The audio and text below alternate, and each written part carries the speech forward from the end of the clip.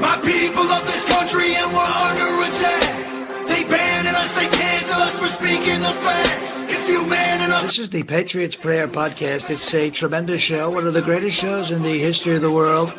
This is Bryson Gray, and you are watching the Patriots Prayer.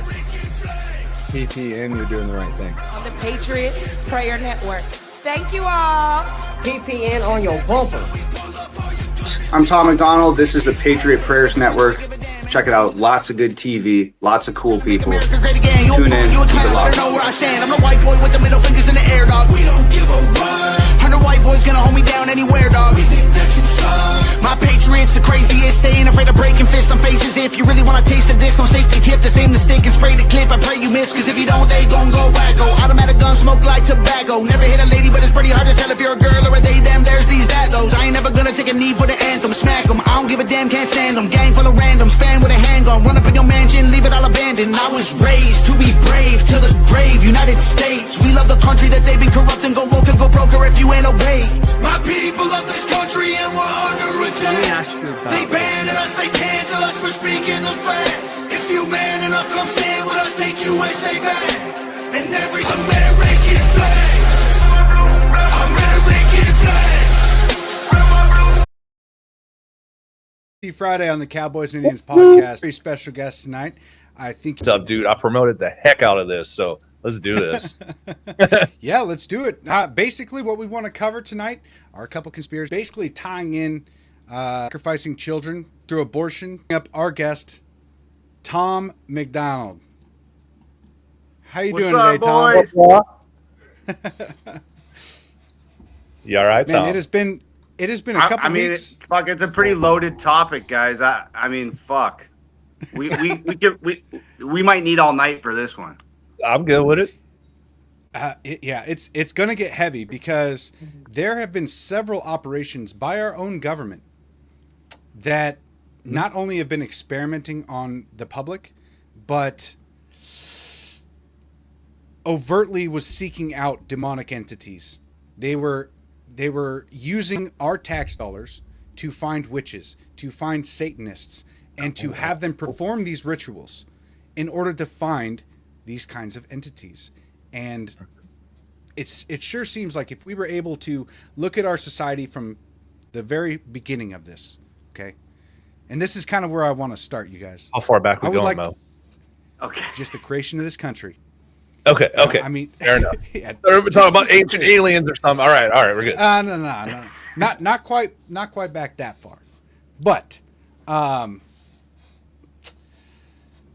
our founding fathers created a country out of nothing.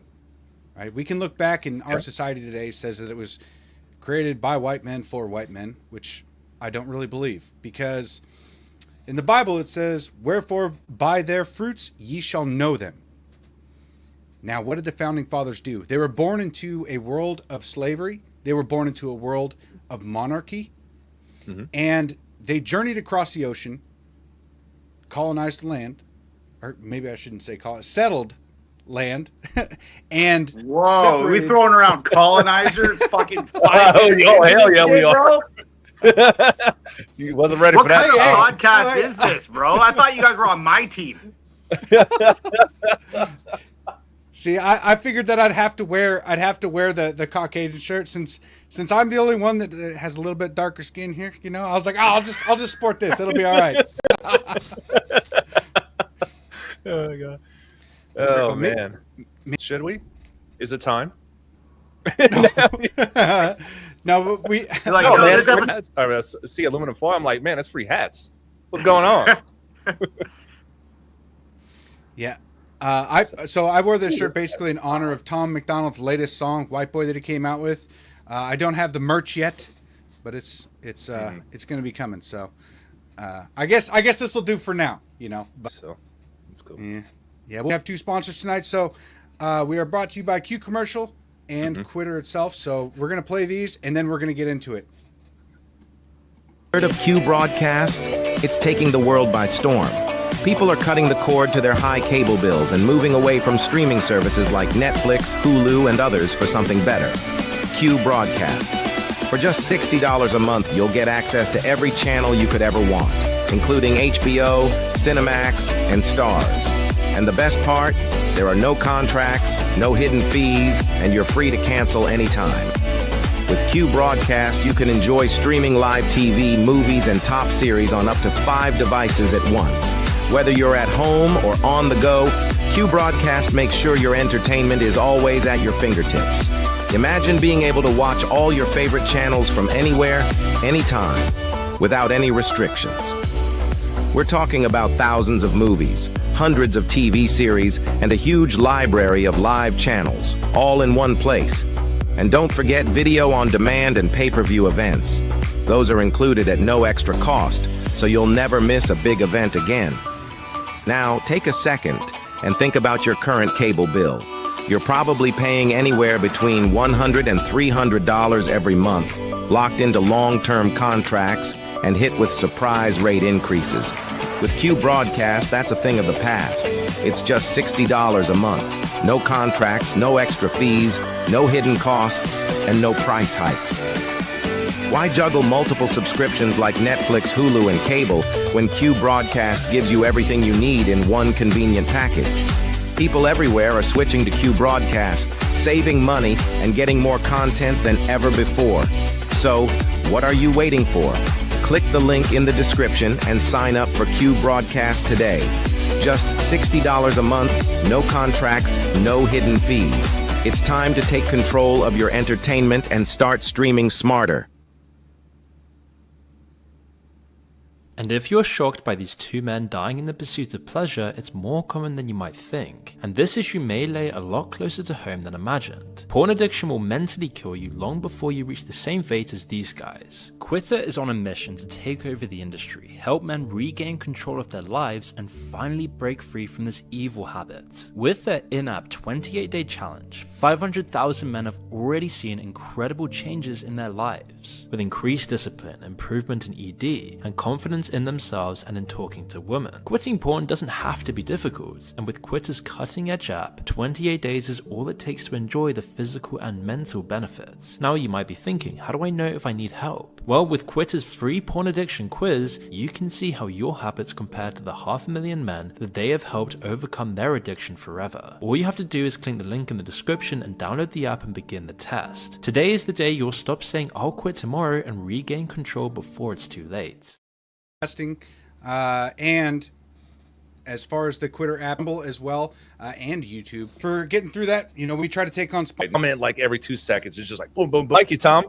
No, let's fucking go, dude. I'm actually hyped on this. I've been conspiracy joined with you guys for a while, and the one that you guys picked is fucking fire. Stoked on it. But just for future reference, dude, like I'm into all the fucking conspiracy shit. So next time or the time after that or whatever, if you guys got a weird topic coming up, just holler at your boy, dude. I'll be here. Is it time? Man, we have we got so many requests for what kind of conspiracy theories we wanted to go over. Yeah. The government controls the weather, the Grand Project Canyon, the MK Ultra, everything, dude. Dude, the Grand Canyon one I'm super into. MK Ultra I'm super into. The shit, I'm sure you guys have been seeing it. It's like everywhere online right now that there's some like fucking interstellar object that's like they thought it was like an asteroid or some shit, but now there's all these people saying it's not an asteroid, it's fucking aliens, and they're going to be here by November 17th or some shit. Like, there's so much tight stuff going on right now, dude. I feel like there's just an endless amount of content. Let's be real. If aliens were to try to approach planet Earth, they would drive by and then they would just roll up their little alien UFO windows and then speed off. I'm not convinced they're not here already, bro. And for whatever reason, they decided to stay. You think lizard people? I'm not crossing that off the list at all. Right. Hey, I'll tell you what. We will be getting into the aliens a little bit later, but we got to work through the whole story first because I'll chill on the aliens. All right. Well, it does tie in. All right, Steve, cue the music.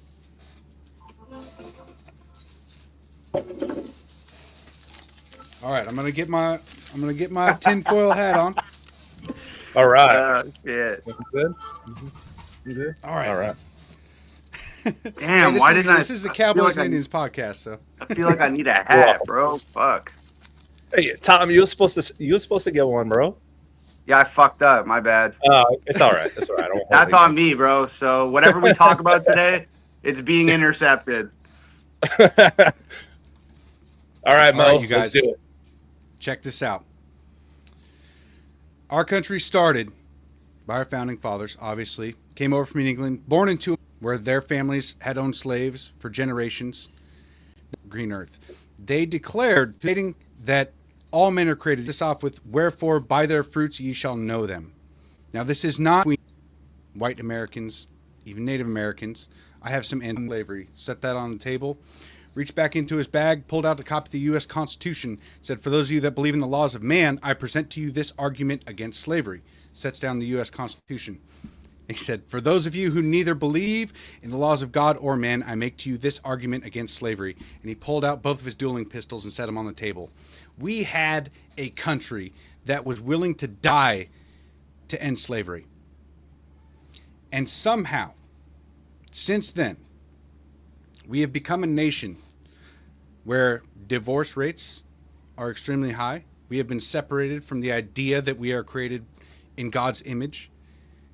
And through abortion and gender-affirming care, there has been child sacrifices, you could say. If you wanted to look strictly not at our intentions, but the fruits that we produce as a society, we outsource our labor to overseas slaves. There's more slaves in the world today than there ever was in human history, at least that we know of. And still human sacrifices going on. There seems to be a demonic element to it. And I want to explore with you guys how we got to that point. How we got to this point now, where we are so separated from God, from the idea that we are created in God's image and that we hold these truths to be self-evident, right? And I have a theory that you guys might enjoy, that it was not only through our government, through Blackbook operations, through the CIA, through the FBI, but it was also through the entertainment industry. And I'm sure Tom can shed some light on this because you've been working against the entertainment industry in a lot of ways in order to create your own. And you've kind of almost found your way to God in taking that narrow path, right? Instead of taking the easy way, signing up with a company and letting them rule your world, you decided you're going to take the narrow path, do it on your own. And you found your own success because of that. And it seems that your lyrics, your songs, your motivation has been leaning a little bit more towards the path that God would want you to take. And you've been recognizing him for that. So our government through the Blackbook operations, the entertainment industry, all of this has led to where we are today. Correct. You guys want to go through a couple of the Blackbook operations here? Let's do it. Fuck yeah. Book, but not Bluebird. So Bluebird was basically the predecessor. The CIA was trying to develop split personalities in people through hypnosis, drugs, and psychological torture. They wanted to develop a split personality sleeper agent, idea of a sleeper agent, and it's now confirmed that the CIA was running Operation Blue. We are lucky to know about. Still are now. I guess we sort of like graduated past that. Now we just put fluoride in the shit, but same. Well, you actually have an argument there because it is said that fluoride helps kind of dull our senses, right? It says that it dulls our third eye, our intuition, the connectivity we have with God or other dimensions as well. So it like calcifies part of your brain or something. Pineal gland, which is believed to be the way that it's our third eye. Yeah, exactly. So that was a fun operation that the CIA ran, which led to Project Artichoke, which you guys can look all this up. This is 100% conspiracy fact. Okay. The CIA was testing how to control and manipulate the human psyche again through sleep deprivation, drugs, more psychological torture, a lot of sexual assault, since it was done in this in the way of the Blackbook, right? Like it was taken advantage of. Right. So people were really being tortured, and inevitably this led to MK Ultra, which most people know about MK Ultra now. Most people know, but but you can only know so much because a lot of the files were destroyed. We don't know how far they actually went with MK Ultra because they were basically ordered to destroy a lot of the evidence, and that's true. So how much did they actually know? There's a theory now that the psychedelic drugs, or not the psychedelics, but the SSRIs that are taken today are basically the next evolution, the synthetic version of MK Ultra. They wanted to develop, something that would dull the senses so they could use all of these projects that they've been studying for decades in how to program a person unwittingly in order to create atrocious acts so they can sway public opinion. Do you guys know it? Do you guys know anybody that takes SSRIs? Well, I used to. I was about to get into that, but I kind of wanted to back up before MK Ultra. So Operation White Coat. Do you guys know about that? Where they tested like all kinds of different medications and all that type of stuff on our military, and they voluntarily signed up for this. So it's on Netflix. If you have Netflix, you can go watch it. But it's kind of crazy. But SSRIs, when I got out of the military, so they like to give soldiers that have having post-traumatic stress or whatever. There are two types that they would give you: either dopamine inhibitors, which boost your mood, or the SSRIs that kind of dull you out. So I'm both of those are extremely dangerous because when I was on those, I'm telling you, I felt like a completely different person. I don't know. I feel like I became a monster. Like when I was taking that stuff, like I did not feel like myself. I didn't act or talk like myself, but now I'm off of that stuff and I finally got it off, out of my system. And I just look back to, and this is probably like 8 to 10 years ago. And I'm telling you guys, like that stuff, it messes with your brain. And the only way to like really heal from something is actually like living through, not living through it, like cognitive brain therapy and things like that. But medications, these synthetic drugs, that is not the way to go at all. Dude, when I was like coming off, if you guys, I've told the story a million times, a big mental breakdown, coming out of it, super acute, like anxiety, depression, it was gnarly. And they put me on a plethora of like medication, none of which I took for very long or take anymore. But I didn't take any SSRIs, and I didn't because I did a shit ton of research on my own and discovered cognitive behavioral therapy, CBT, and ended up doing that for like 6 or 8 months or something, and pretty much just like no medication, figured my shit out. But I have like a couple friends right now that are on SSRIs, and I can tell you like firsthand, and these people are not like, casual acquaintances, like really good friends of mine that I've known for 10, 15 years. And I don't think that you would ever see such a stark difference in the most noticeable difference. I don't know if I'd notice it if it was just like a coworker or like a regular sort of dude that works a 9 to 5 that has like a sort of regular life or whatever. But my friends are like hyper creative. And like I watched one of the most creative, charismatic people that I've ever met in my life go through like some sort of a psychosis. They put him on this SSRI, and he's been on it now for like 10 years or something. This guy still lives in his mom's basement. All of his art projects and stuff completely given up. He works in a fucking warehouse now. He was like a punk rock kid, crazy mohawks, ripped up shirts, like an artist, a professional wrestler, like a creative, like true to that word. And I hate that word, but he really was. And now he's like literally wears a suit and tie and goes and manages a warehouse 9 to 5. He hasn't drawn a picture, painted a painting, got in a wrestling ring. He hasn't done any of this shit in like 10, 15 years. And it literally started just evaporating and disappearing out of his life when he got on those pills. And it's like, it zaps the life out of you, man. Oh, he's told me before, like, I'm like, because, I mean, granted, he did go through a really, really gnarly thing, and there was like a bunch of self-harm and just right bad stuff that happened. He was in a bad way. I don't know if he'd be alive if he didn't get help. But he said to me, like, many times, like, I'm like, are you good now? Like, you know, I check in with him after this event occurred in his life. I'm like, are you good now? Like, what's going on? And he's like, yeah, like, I don't know, man. Like, he's like, I kind of feel numb. Like, he's like, things happen in life that maybe used to make me like spiral. And he's like, now it's just kind of like, it happened. Shit happened, man. And it just is what it is. And I'm just like, I'm glad that it's not like making you like spiral down in some sort of psychotic episode, but at the same time, bro, it's like, it sounds like you're having trouble caring about anything.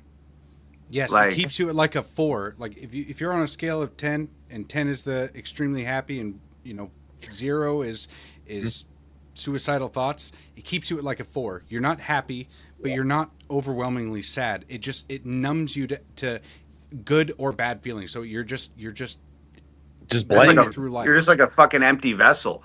Dude, I was about to say meat suit. Perfect. Yeah.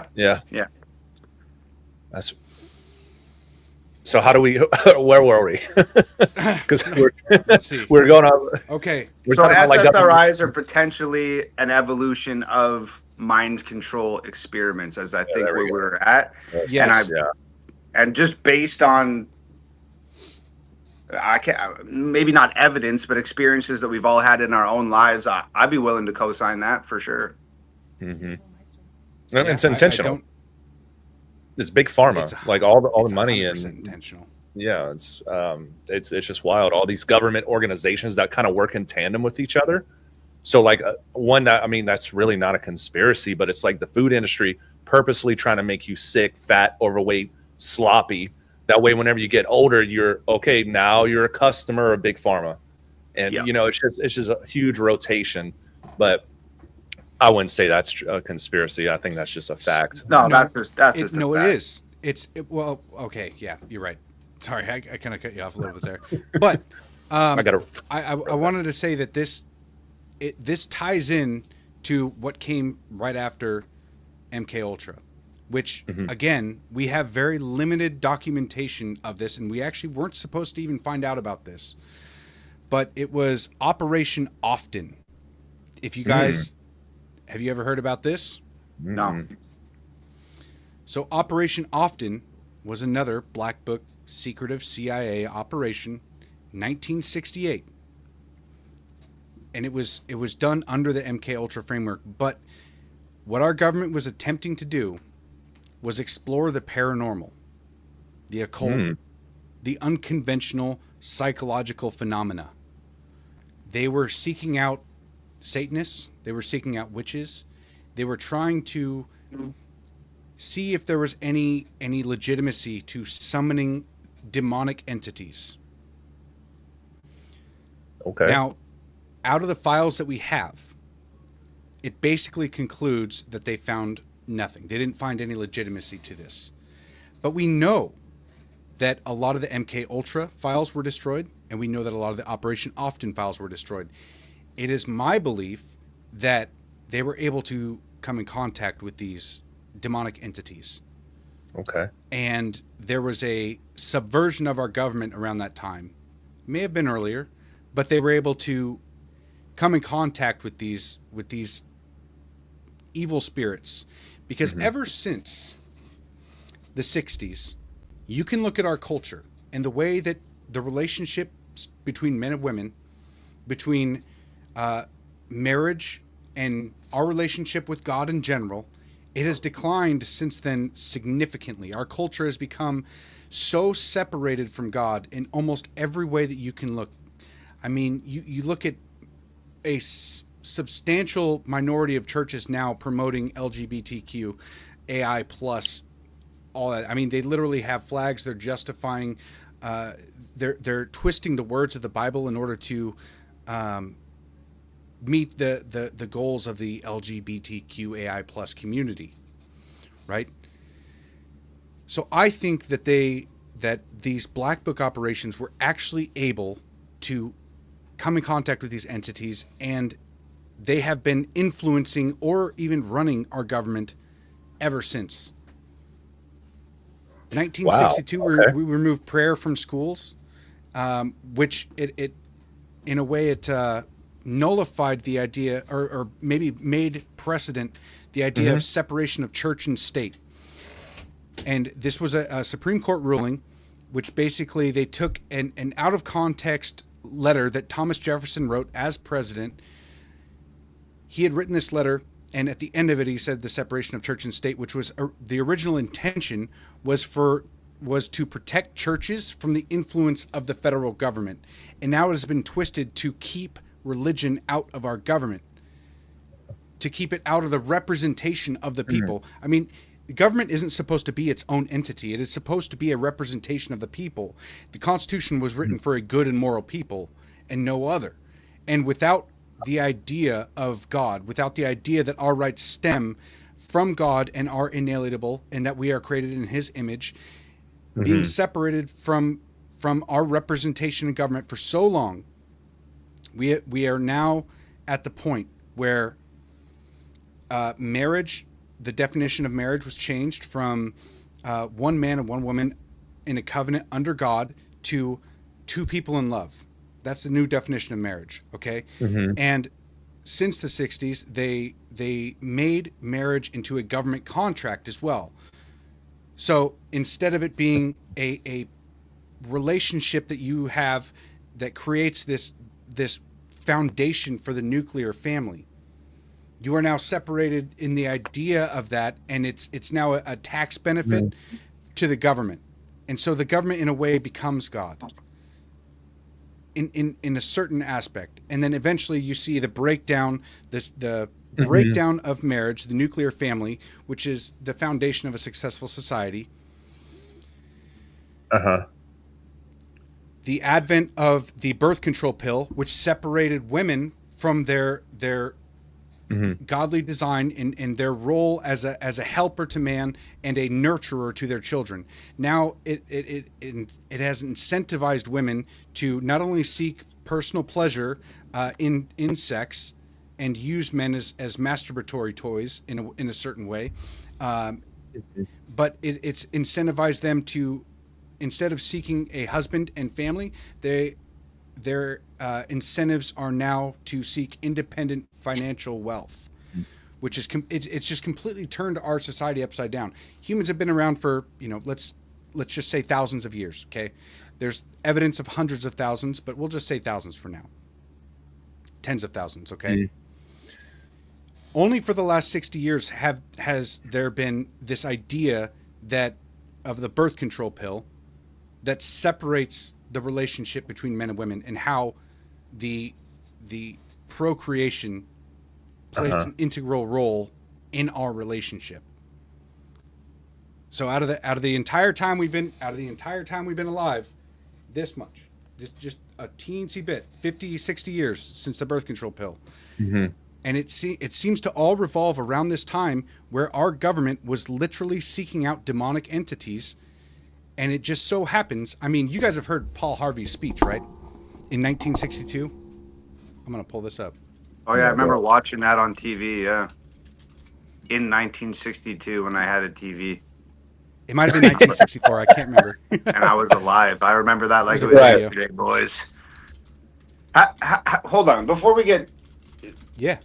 How do you guys feel about the government and religion? Like, it sounds like you would rather there be some type of union there, correct? So I would, yes. Here's my thought. So I think personally, like Maurice is talking about, like marriage and the nuclear family, I think those are just after effects. Because what they're doing is they're trying to separate the individual from their own personal relationship with God. So you see this throughout the decades, right? Went after masculinity, femininity, they're after the kids now. So they're separating all of these people, their own personal relationships, and it's separating them from their foundation, right? And you see this a lot whenever men are not masculine enough.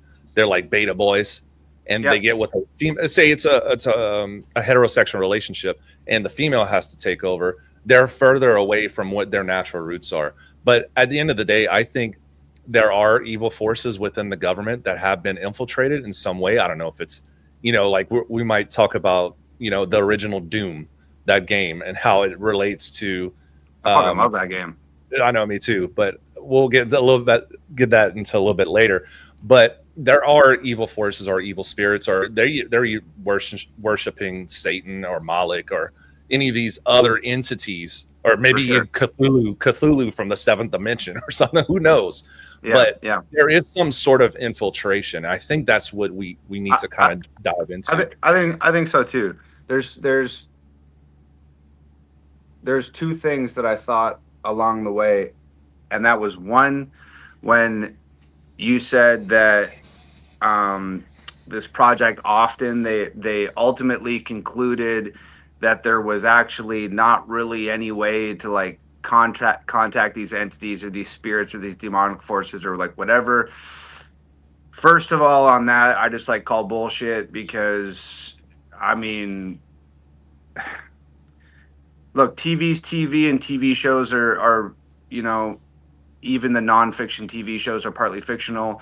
But we've all seen shows, we've all seen YouTube things, we've all met people that claim, or on the shows show people contacting, or they're in a fucking haunted house, or they're like doing a seance, or like whatever. And these like regular people, blue collar America, or just regular folks, they're contacting these entities. And I've seen some pretty convincing shit on these shows and in documentaries and stuff like that I would tend to lean towards, I believe this person. I think this person is legitimately contacting these forces or interacting with them in some sort of way. So if fucking, Cleo, the chick with the crystal ball and the fucking 7 candles can contact these fucking read the tarot cards. You know what I mean? If they can contact these entities, and the federal government with all the money and resources in the world is claiming, "Oh, we can't do it," I'm immediately like, "That's bullshit. I don't believe that at all." And then I agree. And then secondly, though, one other thing I wanted to say about the unionship between religion and government, I think that like to a certain degree, I'd rather those things be separate, because and not. I'm just talking about the concept of, and this is very surface level shit, but this is like everybody who is faithful in their life. It's a fucking journey, man. Sometimes you question your own faith. Sometimes you feel like you've been abandoned by God. Sometimes you feel like he's right there next to you and everything that's happening in your life is because of him. And sometimes you're resentful because bad things happen. And it's a journey, and it's always in flux. And some days your faith is rock solid like concrete, and some days it's a little shaky and you have questions and you're not sure really what the fuck's going on here. And when I was a kid, I went to church with my family. I didn't question anything. I had absolute pure faith as a child, because nothing had happened in my life that caused me to ask questions. And the internet didn't exist, so I couldn't jump on YouTube and immediately find 10 million people that are saying, this is bullshit, this is fake, you're out of your mind, I'm an atheist. You know what I mean? So I was totally pure and just unfucking molested by other people's ideas at that time. And then I remember when I was like, the first time I started questioning my faith or started questioning God was like when I was like 14 or 15 or 16 years old.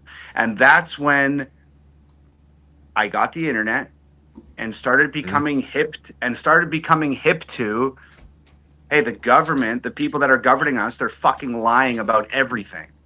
And I was just a kid. I was like 14 years old. I'm like, these motherfuckers are lying to us about everything.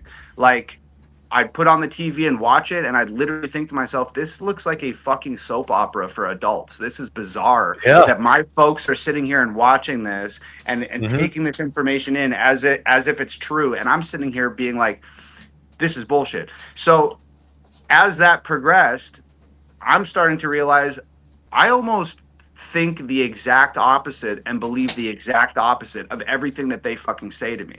I feel like everything they say to me is lies. So when I start seeing in God we trust on pennies and on dollar bills, and I start hearing presidents talk about being Christian, having faith, I immediately like, there's a part of me in my soul that rejects it immediately because I'm like, you're a fucking liar. So like, I don't want to hear that shit come out of your mouth because I don't believe anything that you have to say. So when you start saying in God we trust and praise God and da da da da da, I'm immediately like, don't say it to me because I don't believe you. I don't believe nothing that you say. So that's just like it's a complex I have in my head where I'd rather them not talk about that because then it influences, because I don't believe anything that you guys have to say. So it starts to make me be like, fuck, I don't want to agree with you guys on anything. So don't talk about that shit. You know what I mean? Yes. So like these people in Washington, D.C., it's like there's a cloud or a ruse that they're passing along all the time because who are the worst drug heads, alcoholics, running with prostitutes? It's Washington, D.C. And they say they're out there to benefit the people, but what are they actually doing? They're not helping anybody. They don't care about the people. All they care about is their wallets. And that's how it's been for so long with, the military-industrial complex and big pharma kickbacks and NGOs and lobbyists and all of this stuff. They're just out there to make money. And they don't care about us. So, and that's kind of like where I've arrived at now. When I see "In God We Trust" on the penny, and I hear politicians talk about God and stuff, I'm like, oh, like virtue signaling. When I read "In God We Trust," I'm talking about Jesus. I'm talking about God. When they say "In God We Trust," that God that they're referencing, it doesn't say Jesus. And there's all types of people that believe in all types of different gods. So that's just a generic term for whatever it is that they're worshiping. And whether that's the devil or Satan or a dark entity like that, or it's money. And those things are intricately connected in my mind. They're just using the word God as a placeholder and never really getting into the specifics of like what that is. And that's sort of like where I've arrived at now. But when I was a kid, like I said, when I was 14, that was like the first time where my faith was shook. When I realized these guys are lying and they're talking about God, I'm like, oh no. You know what I mean? Mm-hmm. I think that you're exactly right to believe that because you are looking at a compromised government that has been compromised for a long time and possibly systematically ran in a particular way to subvert the word and convince the people that God isn't what he actually is. 100%, bro. It is. We've been, and this is maybe the entire point that I'm making is that the representation that we have, they can't just adopt Christianity right now and it'll fix everything. There's no way. We as a society have been disconnected from God for so long, and I don't know. Obviously I wasn't alive back then, but we've been so disconnected that we look out into the world and see these religious leaders nowadays, and it sure doesn't feel like they're actually religious. Mm-hmm. Like in 2020, my faith, I struggled greatly with my faith because I wasn't raised a Christian per se. I was raised in the idea of like a great spirit, right? Mm-hmm. And I leaned towards Christianity, but I met a lot of bad people who claimed to be Christian. Like just mean, bad people. And so it pushed me away from Christianity. And when I was getting married and I wanted to turn my life around, I was leaning more towards Christianity again. And then the government lockdowns hit. And I saw, two parts to this. One, my wife and I were going, we were going to have our first child, our daughter, Riley Ann. And we ended up, she never made it to birth. We lost her in the third trimester, and it was during the government lockdowns as well. So not only were we struggling with the faith, but we had just lost our daughter, and I looked out for help, and I saw all of these churches voluntarily close down and just say that they would rather that they could just do it online, as if that was something that would help people. And I thought that you should be preaching the word of God for the sake of preaching the word of God, not because the government says you can. And it really shook my faith entirely. And so I had to develop my relationship with God and to overcome that, and so did my wife. You know, it was not an easy time, but we were able to pull through it. And so I get what you mean. And so it's not just the politicians that have been subverted, but it's the churches. It's the idea. It's how Christianity is presented to us these days, and it is this soft version of it. And we know deep down that it's not right. And so, like you said, Tom, you have to develop the relationship with Christ personally, which it feels like that's the only way. As of right now, I mean, I'm sure that there's some churches out there that are incredibly helpful, that actually preach the Word of God and stick to it, and they do it for the sake of preaching the Word of God, not because the government gives them tax benefits, right? But we're looking at a society that, like I said, with Operation Often, it was subverted a long time ago, and we as a people have been systematically separated, and our goals, our ideas have completely changed. The relationship between men and women have completely changed. I mean, you look out into the world today, I just saw a stat the other day that women in America ages 18 to 24, there's 1.48 million women in that age group on OnlyFans. As far as all the women in America ages 18 to 24, there's 10 million. So that means that almost 15% of women are between the ages of 18 and 24 are on OnlyFans right now. Wow. That's 15% of women that are basically off the market for proper marriage material, biblical marriage material, right? And not only that, they're influencing the other 85% that aren't on OnlyFans. There's a huge influence because these women get treated as I mean, they get financially reimbursed for that kind of depravity, and it's just, it sure feels like there's been a dark force working against humanity itself, and it's come to the final conclusion here of the transgender movement, which I believe is anti-God at its core. It's a satanic ritual. Yes, because I mean, in order to believe in transgenderism, you have to believe that God made a mistake and put you in the wrong body, and that mankind can fix it, be it through surgical intervention or hormonal intervention.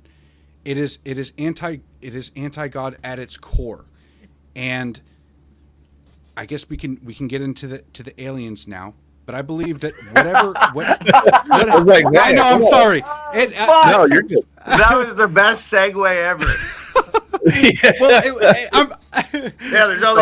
There's all these trans people out there, and so I guess let's talk about aliens. I used to bust Maurice's chops all the time because he's like, well, I guess we could transition to this, and I used to, but like, no, you cannot say that word. You say you have to segue or something else. I have a point to tie it in. I was so fucking locked in on like what you were saying, and then and then the aliens. But hell yeah, let's get into the aliens. Fuck it. So I have a point to tie this in, because with our government actively seeking out these dark forces back in the day, okay, before I was born, there's been a systematic progression of separating men and women from each other, men and women from God, the idea of the nuclear family, the idea of marriage being a covenant between one man and one woman under God, and children's sacrifices 70 million Americans have been aborted before they ever got the chance to articulate their own humanity. They were snuffed out in the womb. And now if they're able to make it past abortion, then they get sterilized through gender affirming care in a strictly anti-God movement. So with how separated we are from God now, I believe that the aliens that are going to be visiting us in November, supposedly that Harvard study came out saying that there is an alien spaceship, potentially hostile, coming down to visit us here in November, that these are the same demonic forces that have been systematically destroying the nuclear family and the relationship between us and God for the last 60 years. I mean, I believe that these forces have been here for longer, but it's been an overt attempt to separate us from God. So that way, once they arrive here, they can become our new God, which it'll just be Satanism. And I mean, you can see, Tom, in the music industry, right? Mm-hmm. With the entertainment sphere that you've separated yourself from in a particular way. There has been not only the separation from God, but the promotion of Satanism, or the promotion of the idea that the devil is fun or good. I mean, you look at, what is that guy's name? Sam Cedar? Or no, not Sam Cedar. Sam, I can't remember his name. Maybe his name is Sam. Sam Smith. Does that work? Oh, I know. Sam Smith, right? Started off, and I mean, his latest performances have just strictly been devil worship. Sam Smith. Yeah. Okay, got it. So, I mean, Tom, what have you experienced in the entertainment industry? I know that you put out a song years ago, and I absolutely love this song, which is the Satanic Rappers. What inspired you back then to write that song? Because I feel like you were onto something that led you here today. Absolutely. Yeah. Man, I mean, fuck. Everything led me to that. Like, everything. Since I started, like I said, I had this sort of like paradigm shift when I was like 13 or 14 years old, where like I started being very like skeptical, like almost paranoid about like everything. And like one of those things that I became like skeptical and paranoid about was like the music industry. And fuck, man, for a while, like I didn't really know like how serious it was at first. Like, I thought it was just like, you know, you see like the hand signs and all this wild shit and like music videos and stuff all the time. And I was just like, I was really intrigued by it at first. I was like, oh, that's cool that there's like some sort of secret like society within music, and they're clearly running shit. And like, you know, I didn't really like, I was intrigued. I was interested. And like the further and further I looked into it, the more and more I found out. And then I found out it wasn't just hand signs and music videos. It was like, I remember there was like a Rihanna video. She's like painted silver in the video. And at one point she like puts her head down and like lifts her arms up backwards. And like, you can like, there's a freeze frame of it. And you can literally see like clear as day, like a Baphomet like head. Like designed into the shadows and shit on her back. And like, for something that precise to occur, I was like, oh fuck, that's not just like by chance. That's a CGI after work. And it's like beyond the symbolism, there's subliminal messaging, there's all types of wild shit. I mean, this shit has been like, people have been talking about it since the 60s or 70s, playing records backwards. Correct. And you know, implanting these like subliminal messages in songs on vinyl that if you play backwards, you can hear sort of like a dark or satanic message behind the music. And you know, it sounds like, I think that's been mocked and sort of made fun of for like so long that people don't take it seriously, but I take it seriously. I think that's for real. And man, I've seen things and pressed people. I had friends early in my career that were in the music industry, and I would press them about shit and ask them like, have you ever seen anything? Like, have you seen this?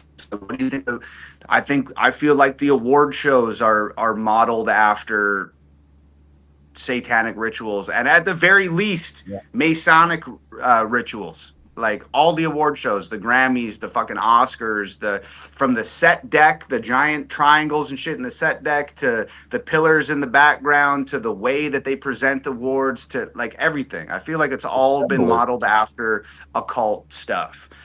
And I've pressed people like a few. What were you gonna say? Oh, I was gonna say like some things are, they really don't. Like they'll just kind of try to hide it, but people can pick up on it. And then you have overt things like the Travis Scott concert in Houston, where people are saying this was a satanic ritual and people got stampeded and died from it.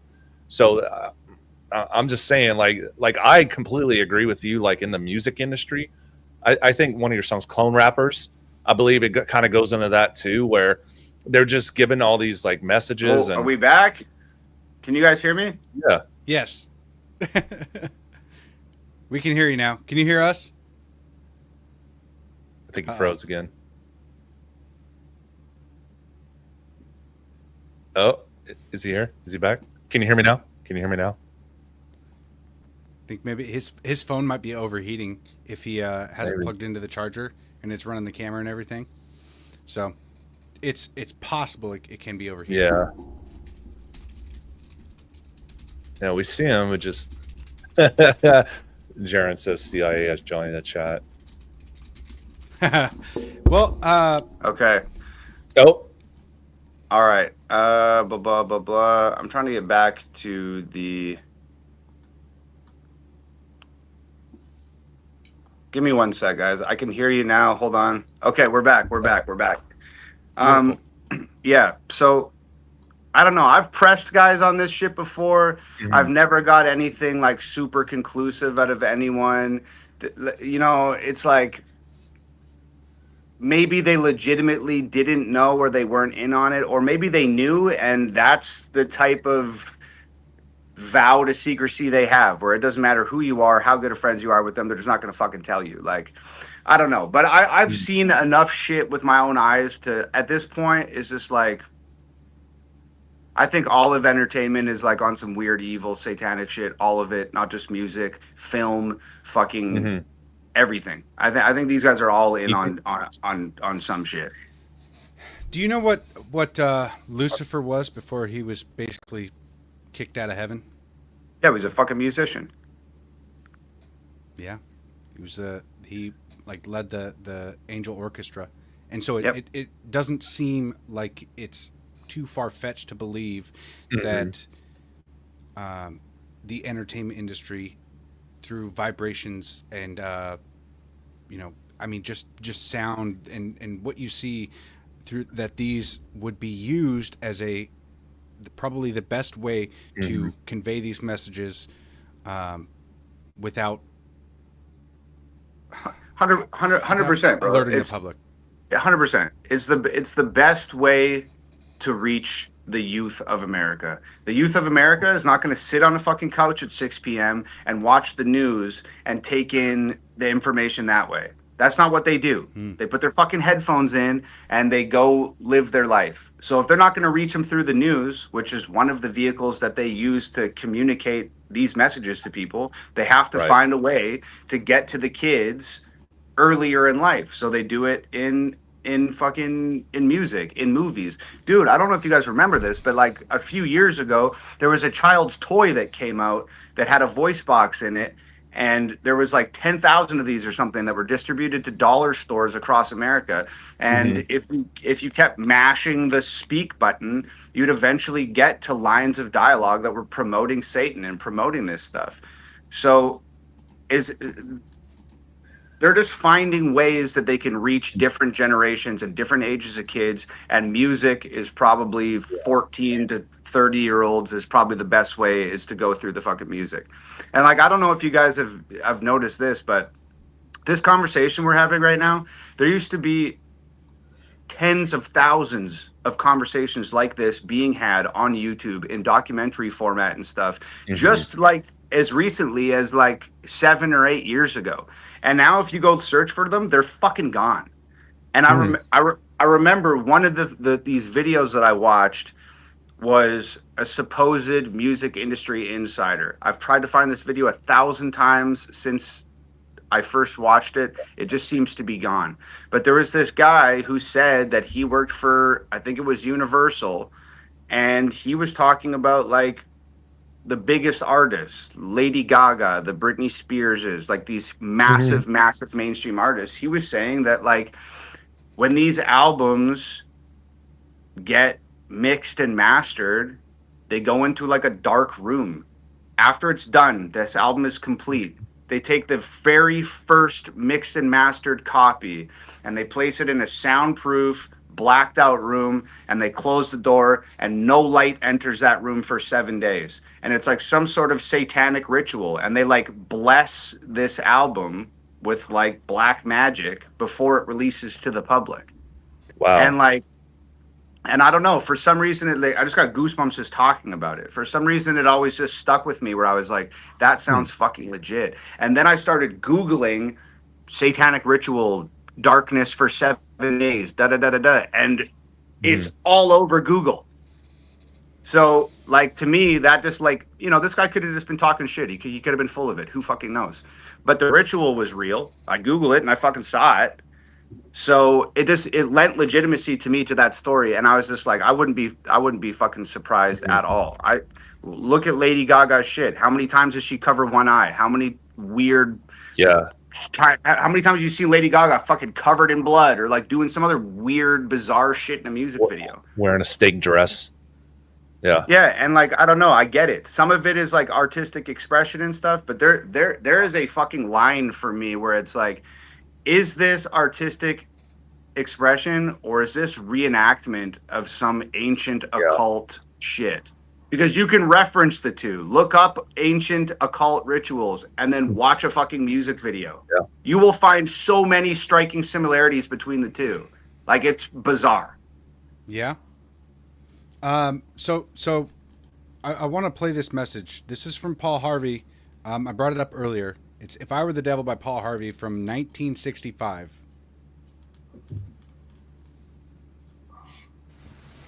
If I were the devil. If I were the devil.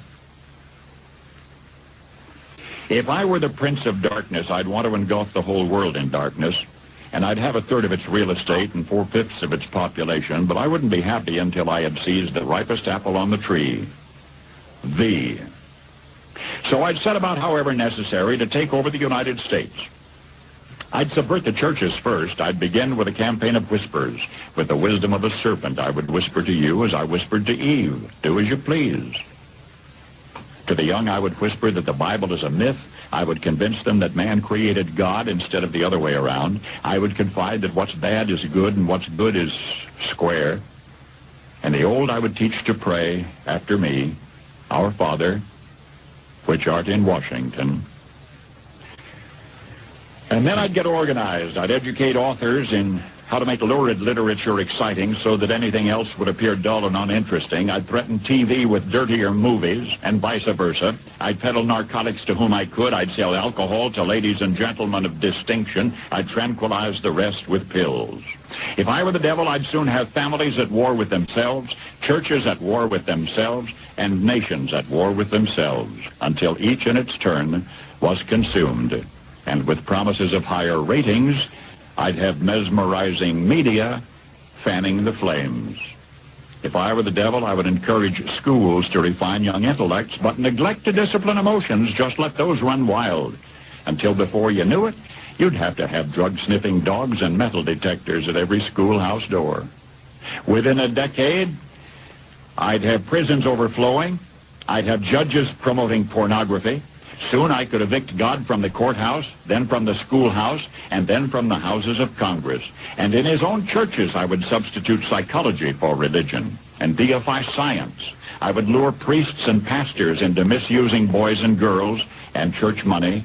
If I were the devil, I'd make the symbol of Easter an egg and the symbol of Christmas a bottle. If I were the devil, I'd take from those who have and give to those who wanted until I had killed the incentive of the ambitious. And what'll you bet? I couldn't get whole states to promote gambling as the way to get rich. I would caution against extremes in hard work, in patriotism, in moral conduct. I would convince the young that marriage is old-fashioned, that swinging is more fun, that what you see on TV is the way to be. And thus I could undress you in public, and I could lure you into bed with diseases for which there is no cure. Oh. Dang. I don't know what happened there, but that sure seems like everything that has taken place over the last 60 years, that is spot on to what we experienced. Like it's so fucking strikingly accurate that like it's 20 it's seconds wild. 20 seconds into that I was questioning, like, is this fucking AI that somebody made last week? Like it's that on point. It's almost like a fucking visionary. prophecy. It's like a prophecy. Yeah. Like that's it. We're living everything that he talked about literally right now. That's crazy. So we're fucked. What do we do now? Exactly. Okay, I got. What we can do, so we can go get the aliens, which are actually demons. If you watch the movie Doom, or if you ever play the game, there's a portal in Nevada that can wormhole you to Mars. Hold on, I'm gonna turn on a light out here, and Okay. I don't want to miss this because I'm into this. So just give me 1 second. You guys, thank you for. We're still going strong. If you guys can, please share out this stream. We have 10,000 people here right now. Let's get this out to everybody that we can. While Tom is turning on the light, just go ahead, click the share button, share it on your socials, on the Facebooks, on the X, on the Rumble. I don't know if you can share stuff on Rumble, but off of Rumble, Yeah, we're streaming off of that. So please share it to all your socials and let everybody know. I'm trying to keep up with the chat tonight, man. Oh, crazy! You guys are blowing it up right now. I appreciate all of you. It's just been wild, and I'm gonna talk about Doom. That was one of my favorite games growing up, dude. Like one of the first the original Call of Duty, right? But it was just a first-person shooter, and man, like whenever they made the movie about it, I was just so pumped because I'm just a nerd, just an old school nerd. So I played Doom growing up, but I don't remember ever. I don't remember the story, so I must have missed it. But it sure does seem like it wasn't just invented out of thin air. I mean, there's some ideas that there's a theory floated around that our ideas aren't actually ours, and that we just kind of can connect to whatever other dimension or whatever space there is, and like ideas visit us, right? And so when something is created like Doom that has these ideas, it's not so much like a prediction of the future or just some fantasy out of the blue that somebody created. It was actually like a message being told, and then it's being portrayed in movies or games or things of that nature. So, but I mean, there's a famous line from Michael Jackson saying that when he wrote the song Thriller, he had called his producer at like 3 a.m. and he said, we got to go to the studio right now and produce this. And the guy was like, okay, what, like right now, really? Do we have to do it right now? And he said, no, if I wait until morning, then Prince will have already written it. And so I mean, it's just an idea. I don't know if it's completely true, but I mean, it makes sense. There's a lot of very, very successful people that believe in things of this nature. So, it's not always that these ideas just come out of nowhere. So explain to me what Doom is there, Steve. Oh, okay. Well, some, artists in the 70s would do LSD or smoke pot, and they would create these masterpieces. But anyways, so Doom, essentially, so the first person shooter that came out was Wolfenstein, where you were in Nazi Germany and you would go and shoot the Nazis, overseas or whatever. But then the mainstream, game was called Doom, and you play as a character called Doomslayer, and you're a Marine. And essentially what it is there's a laboratory that's on Mars, and they uncover some sort of wormhole type portal and demons start coming out and they take over the facility. So you are a Doomslayer, you go to Mars and you start attacking these demonic forces, right? And then the story goes on and, you know, you finish the game or whatever. And then the second one is called Hell on Earth, where they actually make it to Earth and you're fighting evil on Earth. Like 70 or 80% of the population is taken over by demonic forces and all that. They continue on like 3, 4, and 5. And I just kind of get lost in the storyline. But the movie, there's a wormhole that they discover in Nevada. And it takes it's like this portal that they stand on, and it takes them immediately to Mars. So the premise is, at the end of Doom 1, the lady that survives, that's the second one, never mind. But the demonic forces eventually make it to planet Earth in the second one. So I don't know, like, so there are a lot of theories with like predictive programming. So a lot of this was like, I thought Doom was supposed to be aliens. No, it's all demons and shit. They're demons, but but they come from space. So technically they're aliens. But they're demons. Have you played the fucking new Doom? No, I haven't. It's fucking sick, first of all. But but it's like, you got PlayStation Network, Tom? Oh yeah. All right, I'm gonna have to get your gamer tag. We're gonna play sometime. We'll live stream it. Yeah, it's like so. I mean, it's the same concept. There's these demons that come from space, and they're fucking trying to overrule the world and whatever. Right. But it's like almost uncomfortable to play because it's so demonic and so dark that it's almost like, and you're like, you know, you're the good guy, you're killing the demons and shit, but it is so, like, the graphics and shit have gotten so good now that it's like, and it's so over the top, like violent and gory, that it's like almost uncomfortable to play. Like, the storyline is so dark and so like satanic, and it's just like, right, like, I don't know, I think when I'm playing it, like, I'm not one of the, like, they're always trying to play, like, or blame video games for, like, fucking everything, like, for violence and robberies and whatever, Grand Theft Auto and, like, whatever. And I'm, like, not one of those guys. I'm just like, if you have half a fucking brain, you can differentiate, like, reality from playing a fucking video game. And if you can't, then chances are you were gonna fuck up in some other area of life and go to prison anyway. So it just kind of is what it is. But it's just like, I don't know, man. You play it and it's like so much fun, and there's this really dark satanic narrative to the thing that it's like, I almost like kind of worry about like kids playing it, because like the devil looks really fucking cool and the demons look really fucking cool and they're like super fucking powerful and they're like really badass, and you're like watching it and it's like almost like uncomfortable to watch because you're like, ugh, like it's almost making like the bad guys look like too good.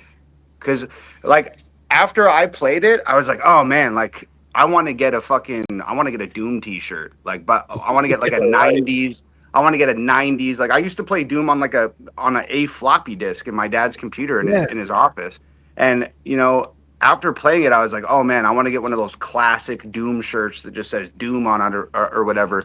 And then and then I started looking for Doom shirts, and like there's fucking pentagrams on everything and like weird symbols and shit on everything, and I get it, it's relevant to the game, but like to some kid who like doesn't know the difference, he's running around wearing a fucking pentagram shirt. It's like, ugh, like I know that you're supporting the game and not like the demonic forces. Yeah, but it's like, I don't know, that line is very difficult to, you know what I mean? Like, it's like, fuck. Well, yeah.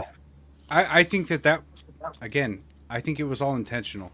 I truly believe that this was all intentional to separate us from what we were supposed to do from, you know what? There was actually in the late 1800s, one of the popes, I may actually have to look this up just because I'm going to butcher this, but basically one of the popes had a vision, like in the middle of his sermon. He was, you know, out there, and then he just like froze for 10 minutes and had this vision, and it was basically a conversation between Jesus and the devil, and it was the devil explaining that he was going to take over the world, and in a lot of ways it sure seems like that has happened. And when you ironically support the devil, and I actually had a conversation with one of my family members about this, because they had shared a video of one of the raves that they had went to, and on the screen there with everybody dancing in front of it was like it was a giant screen of the devil, like just partying with all the ravers, and that freaked me out. I was like, there is no way I would ever be there. And it's not, because to me that's not funny.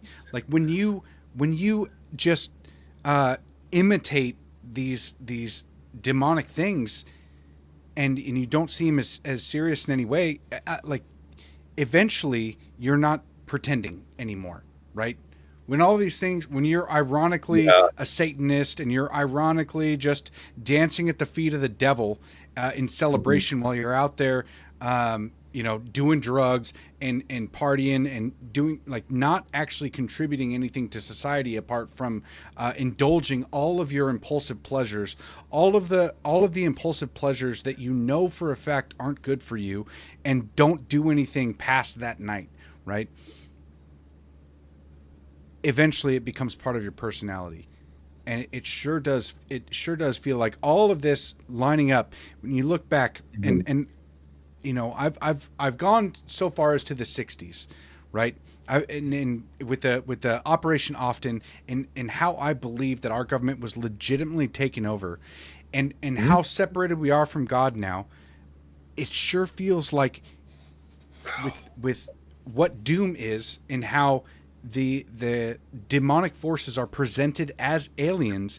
If we are to see aliens in our lifetime, I believe that they would be demons, and I believe that they would want to come to Earth in order to present themselves as aliens or as gods, right? So that way we would forget about Jesus Christ, and there would be an antichrist of some sort presented as an alien, but it would really just be demonic forces. It'd be Lucifer, or it would be the Antichrist himself, taking over the world in a way.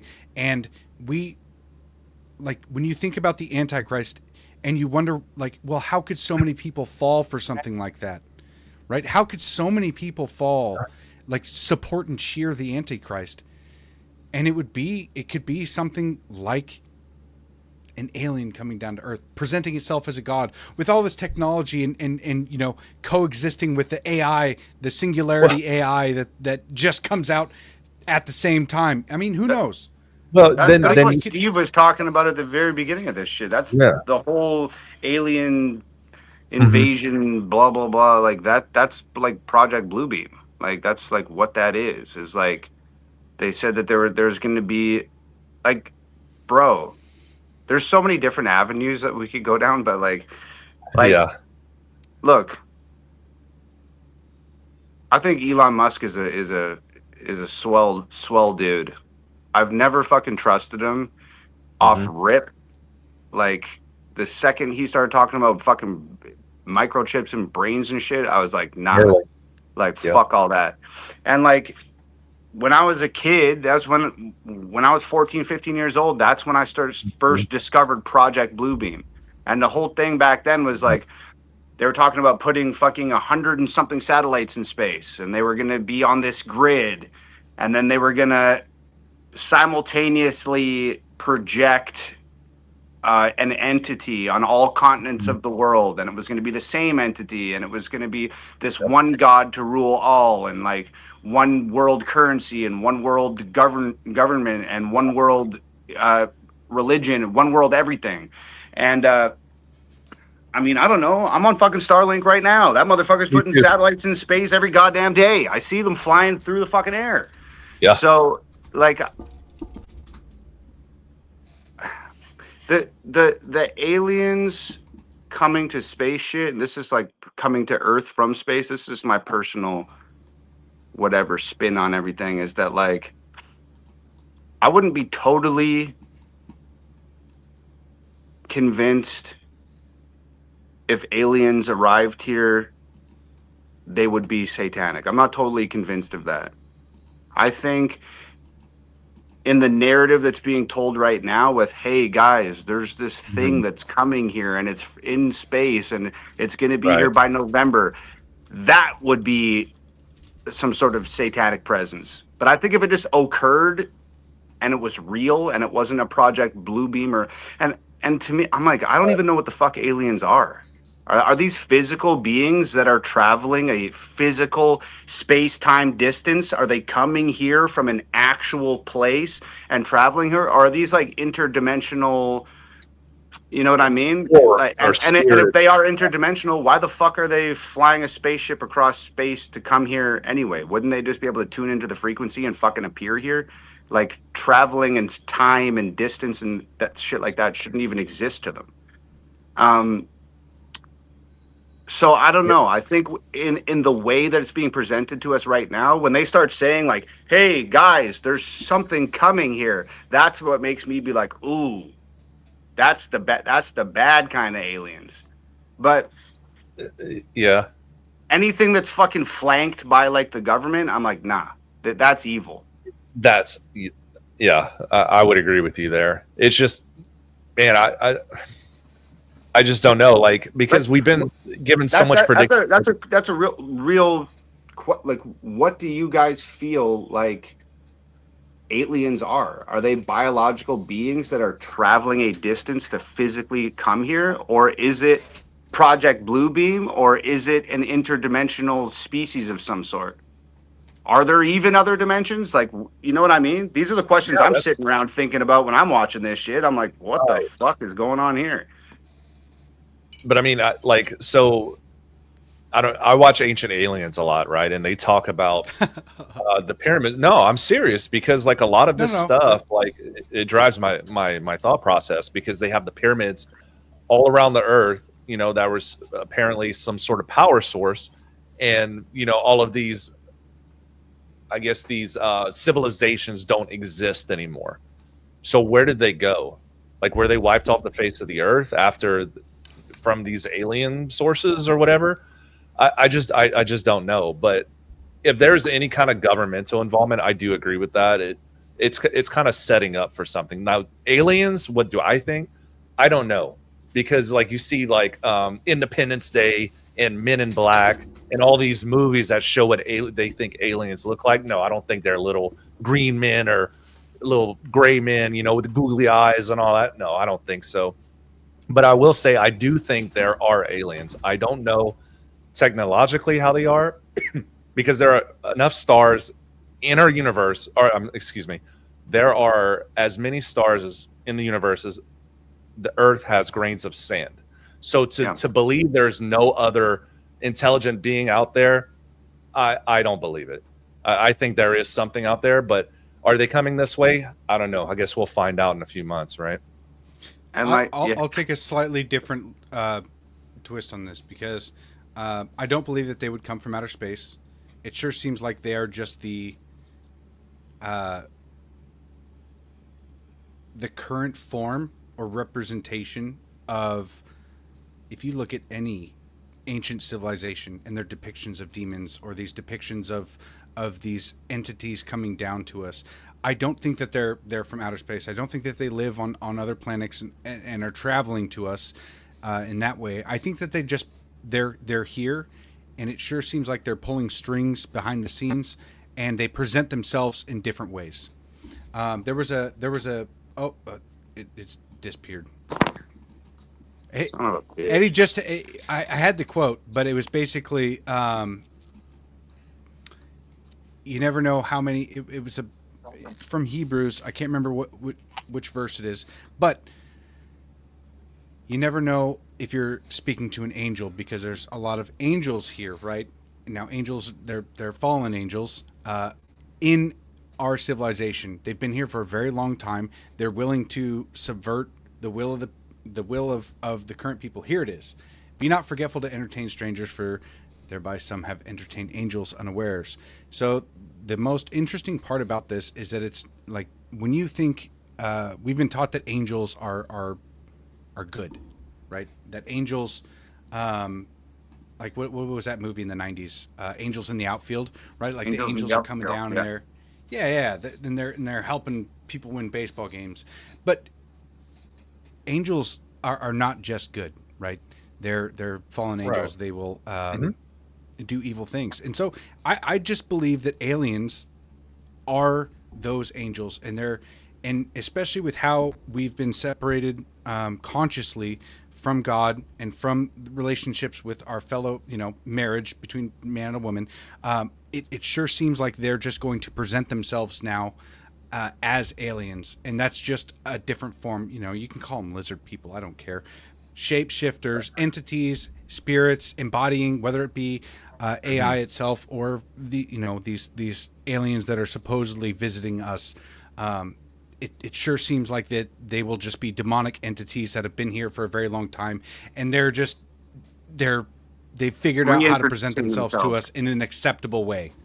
Yeah, they're reintroducing themselves. Yeah, I get it. Yes, I'm open to that. I fuck with that. Mm-hmm. Yeah. I mean, I could see that for sure. Like, there's definitely a part of me as like a kid who like grew up as like a fan of like Star Trek and a fan of Star Wars and a fan of my favorite movie is Interstellar. That's my favorite movie, like by far, with Matthew McConaughey. I think it's the greatest film ever. I love it. That's my wife's as well. Yeah. Like, I'm just like a space guy, so there's like a big part of me that feels like an aversion to like all aliens being evil, because I want to believe that there's good that exists outside of Earth. You know what I mean? Like, I want to believe that. So there's definitely part of me that might be like a little bias towards that, because I mean, fuck, man. Like, every time I drive to Nevada, it takes every fiber in my body not to go to Chelsea and drive up to the black mailbox at Area 51 and take a fucking photo. Like, I love space, I love space shit. So, but I think the greatest evils, and not to completely discredit the alien thing, like, so, and just to say, like, side note, I think that aliens are probably like interdimensional. Like, they don't exist in like a physical form. Okay. There's at least one type. There's yes. Okay. There's at least one type of alien that doesn't exist in a physical form, that can sort of appear and disappear from our physical world, that our senses can interpret. They can, exist or not exist. That's why when they start saying things like, hey, this fucking spaceship might be flying here and it's going to get here in November, I'm immediately like very skeptical of that, because I'm like, that sounds like some sort of government propaganda explanation for something that they're not telling the truth, because I don't think they'd have to physically fly here in a fucking UFO. And I think they have been here already. So the fact that they're just showing up for the first time, to me, is like, yeah, my ass. Sus. But anyways, yeah. So like, it's super sus. But as far as evil in space, I think like the greatest fucking evils are here on Earth. And like, I was just thinking when you guys were talking, who's the king of the world? What do you mean, who's the king of the world? Well, sure. It's Lucifer. I thought you were talking about like physical. I thought you were talking about physical man, which is kind of like where I was going with this. Was like, when I first got into. I keep referencing this period in my life when I was like 14, when I sort of like had my eyes opened to a lot of the truths about the world and stuff like that.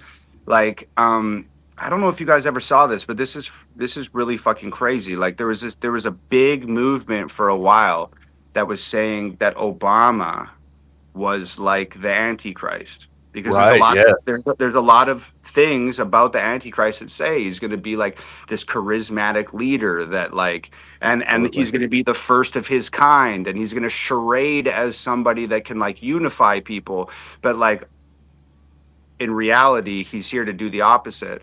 And like one of these videos, I'm sure you might be able to find this on YouTube still. One of the videos that I saw, and we're talking about a satanic narrative sort of infiltrating our government and our world and stuff like that.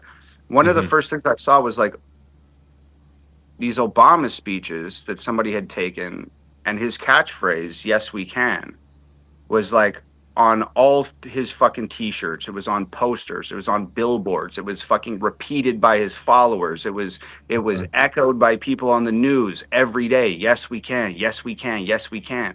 And there was this fucking kid on YouTube who said, and this goes back to playing records backwards.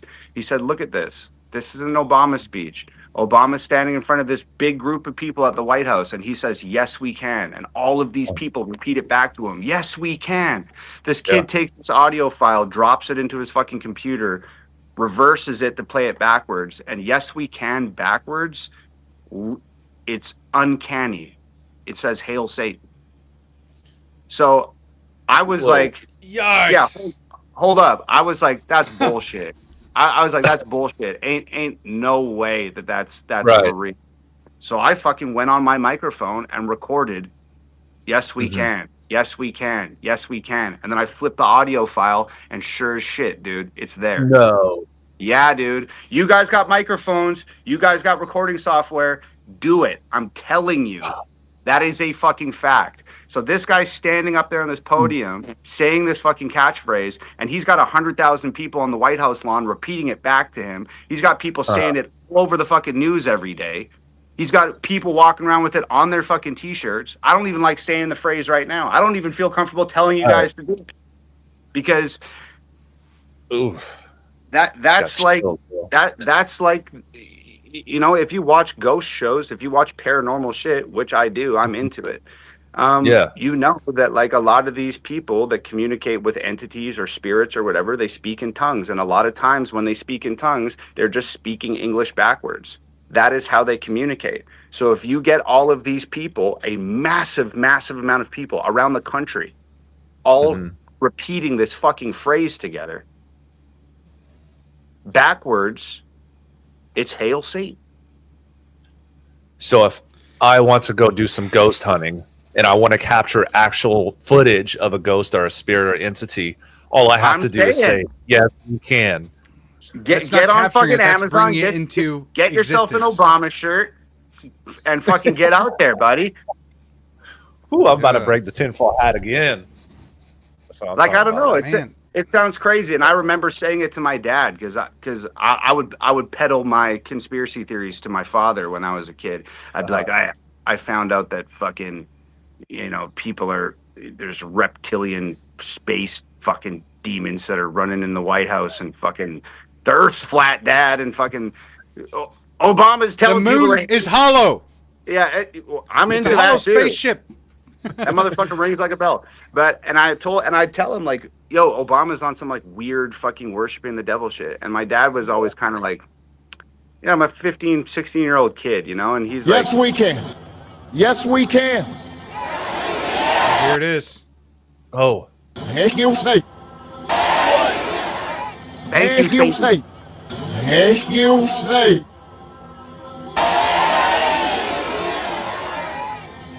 All right, that's enough of that.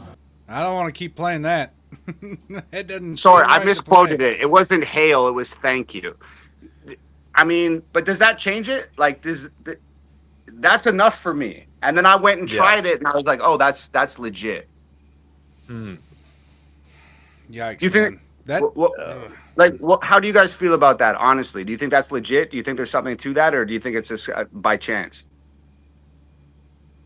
Man, I don't know what to believe anymore. That's the thing. Like, we're never told the truth, so we have to discover it years later, like MK Ultra and all these operations or these Blackbook things that the government has done to the people. So it's like, is it far-fetched? Not really. That's what I'm saying. And like, well, yeah. Think about this. If you look at what fruits are being produced by our society, even if you compare it to, you know, history where, you know, we're told to hate the founding of this nation because Native Americans were genocided and it was created by white people for white people who colonizers and blah, blah, blah, whatever it is, right? when you look at what's happening in today's society, not by intentions, not by virtue signaling, not by saying I want to save the climate, I want to do this, the sheer number of slaves around the world, like we as Westerners, we brag, we say that, you know, we ended slavery. And it's like, nah, we outsourced slavery. We didn't end it. We outsourced it to countries that allow it, right? But we allow it because we literally pay their slave masters. So we didn't end slavery. We just outsourced it. There's more slaves today than there ever was in known human history. There's been more human sacrifices today than ever was. If you look at the Aztecs, where they sacrificed like 80,000 people in one day, you know, to their sun god, we look back at that in horror. But then we don't realize that the amount of, there's 3,000 abortions done daily, where there's no difference, right? Like the beginning of this country is that we are endowed by our Creator with certain inalienable rights. If we are indeed endowed by our Creator with these rights, then it would only make sense that our Creator endowed us with those rights at creation, which is during the zinc spark during fertilization. Okay, that is the only logical conclusion that you could come to that would be consistent in every aspect to begin recognition of rights for a human being. It's where, you know, we don't have to go down that whole thing. But if you believe in anything resembling a soul, if you believe in that humans have rights, then it begins at creation. And through abortion, 3,000 abortions a day. And I mean, over the last 60 years, you have to think that there's at least 100 million Americans that aren't here right now with what they would have procreated at the time. So it's like a minimum of 100 million Americans are completely missing from the planet. And then you look at the sterilization of people today, or of kids through gender affirming care, and the indoctrination that it's not good to have kids, or that, you know, you wouldn't want to bring kids into this world right now, not with climate change and all the hostilities. If you look at the fruits of what we've produced, it sure seems like we're not any better than what we were before. If we just examine us by what we've actually produced instead of what intentions we have or what kind of moral virtues we believe that we have, just purely on the fruits produced. If that makes sense. 100%. I also feel like I think for like a lot of people, when you start talking about like human sacrifice and or animal sacrifice or whatever, but especially human sacrifice, obviously. I mean, this shit goes back forever. People have been doing this shit for since the beginning of time. Correct. And I think that like there's definitely like a connection to like the abortion thing, but I think for like a lot of just like regular like everyday folks, I think that's a little abstract for them. I think that they have, yeah, because the way that it's been presented through, you know, like pro-abortion, pro-choice, like the way that it's been presented to us, I think and it's been presented to us in a positive light for like so long that I think a lot of people like, they find sense in it. Like, oh, they didn't want to bring their child into a home that was broken, that had low income, that like whatever. People will always justify. They will find a way to make it make sense for them. But I mean, there's so many things that we didn't talk about. Like look at Bohemian Grove, bro. Bohemian Grove. Yeah. I mean, that was exposed in 2014. Yeah. And I think it was either Alex Jones or somebody from Alex Jones's team that broke in and took that footage. I remember seeing footage of Alex Jones rolling up to Dick Cheney on the street and saying, "My name is Alex Jones. I'm the one that broke into Bohemian Grove in 2014 and filmed you guys." And Dick Cheney said, "I disrespect." He said, I disrespect you for that. And then he turned around and walked away. He didn't deny it. He didn't try to cover anything up. All he said was, I disrespect you for that. And then he turned around and walked away. So if the abortion thing doesn't connect with somebody in 2025 in the modern world, if that doesn't make total sense to them, all you have to do is go back 10 years or 11 years to 2014 when there was powerful politicians, presidents, bank heads, corporation owners, all of these guys dressed in black robes around the feet of a giant wooden owl, doing a mock human sacrifice, burning a human effigy. Like, exactly. We don't know it's mock. They said it's mock. Exactly. But that's what I'm saying is like, if it's too far of a stretch for the regular person to be like, oh, every abortion is some sort of, all you have to do is look back 11 years. These guys are still doing this shit. They're out in the fucking redwood forest in California. Every fucking year they do this shit. And that's for real. It's been exposed, and Dick Cheney's been called on it on camera, and he didn't deny it. So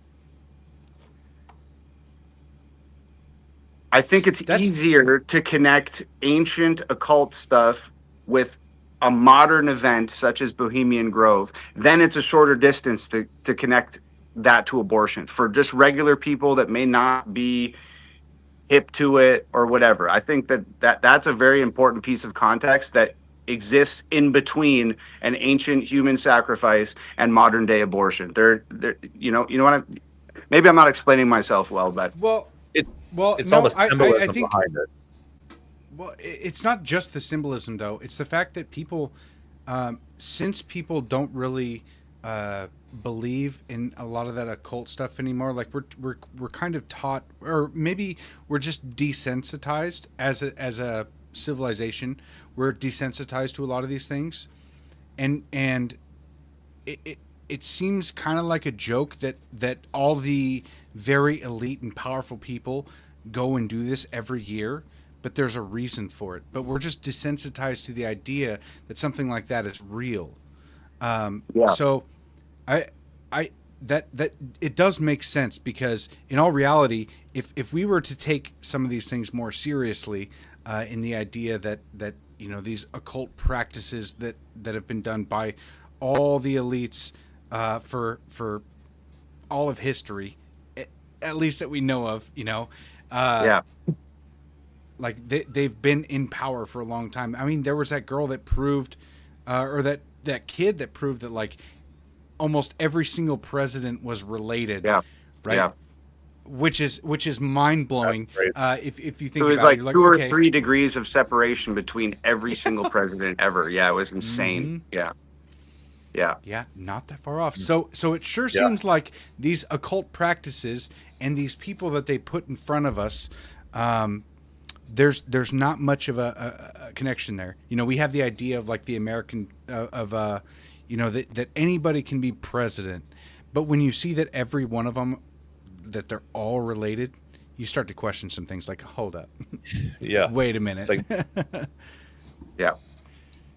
And I don't know, like you said, like if we would only take it more seriously, I think it's very difficult for people to take it seriously because especially now. Yeah, and I mean that were video criticizing you. Oh, what about Bohemian Grove? And then you countered them by saying, "Hey, I don't run around in the woods naked." What did that mean? I don't know what quote you're referring to. I'm not aware of any quote like that. Listen, I am a happy member of the Bohemian Grove. I like the folks who come there, and it's really inappropriate for me to talk about the group beyond that. Thank you. Have you been there for the ceremony with the cremation of care? Frankly, I don't think that's something I need to talk to you about. Well, I'm Alex Jones, and I snuck in there in 2000. I'm the guy that blew it wide open and got the video. It's been on national TV. Well, I disrespect you for that. You do? I do. But it's a lot of big public officials going in there. Don't we deserve to know? I don't know anything about you, and I don't know anything about your film. But if you go in there with an understanding, you violated that understanding by releasing that film, and I don't respect you for that. Really? But we have public officials. I'm sorry. You took an understanding when you went in there that you would not do that film. And did you have an understanding when you went in there? No. Did you crash it? Yes. Yeah, and it has no trespassing signs there too, doesn't it? No, they put them Yes, up sir. after. Oh, I'm I just sorry. walked in. I'm sorry, sir. I've been there before. I know what the circumstances are, and I'm sorry you violated the understandings. That was not a gentlemanly thing to do. But what about the ritual? Is the ritual genuinely?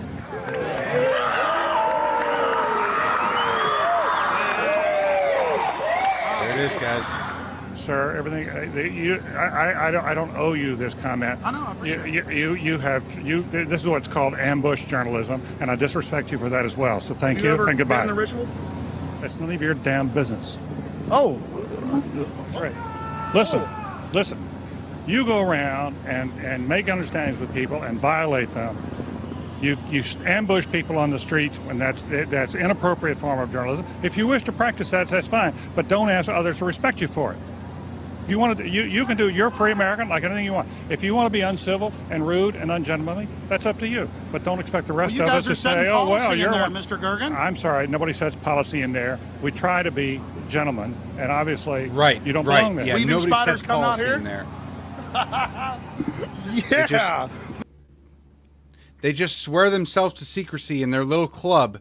But yeah, no policies are set. I also have to point out that's not Dick Cheney. That's Dick somebody else. I don't know what his last name is. But he looked official enough to me. I see fucking American flags in the background. He's wearing a fucking suit. It looks like he's going into a government building. Like that. But I misspoke when I said Dick Cheney. But yeah.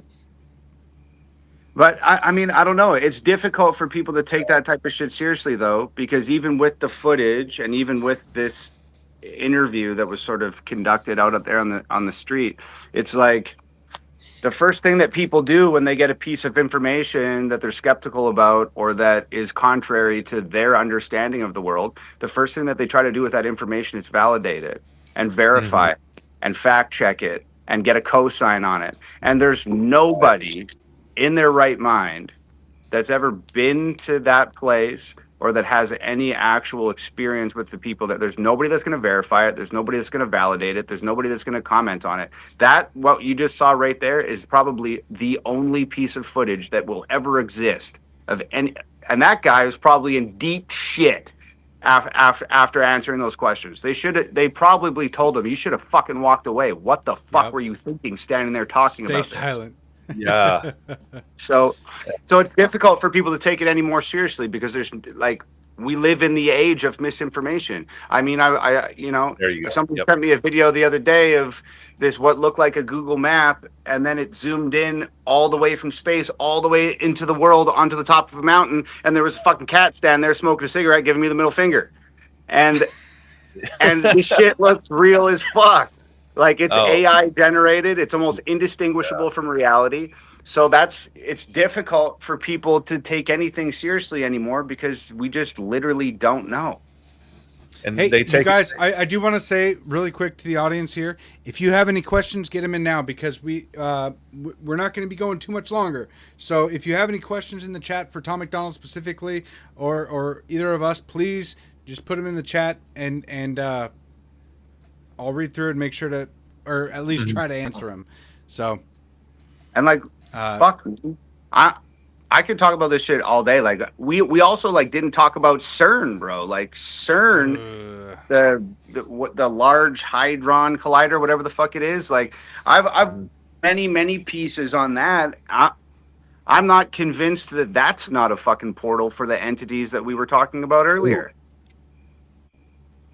Bring up a good point there. And then like I think like COVID was almost like the final straw with like people using discernment, because the whole conspiracy theorist and the misinformation, like if you went anything against the narrative, you were a conspiracy theorist, or you know, that's when they started creating all these fact checkers.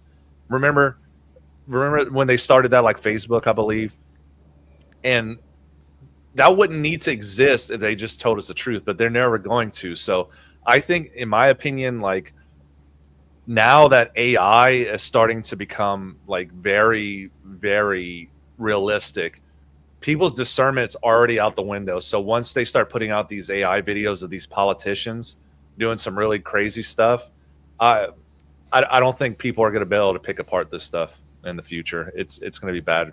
Dude, I'm not concerned. I'm not convinced that we all haven't been fooled by that shit already. Like, I mean,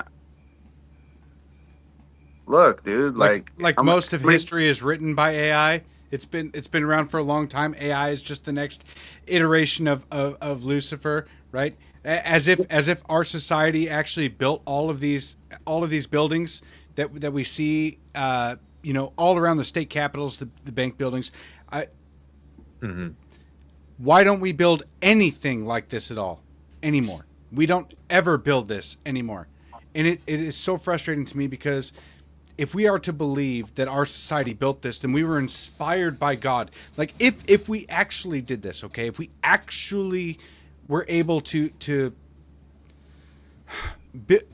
build all of these buildings in the late 1800s, early 1900s, all across the country, then they were inspired by something that we have completely lost. Because I live in a double-wide manufactured home, okay? All right? This thing is a pile of junk. I replaced the roof back on this back in 2011.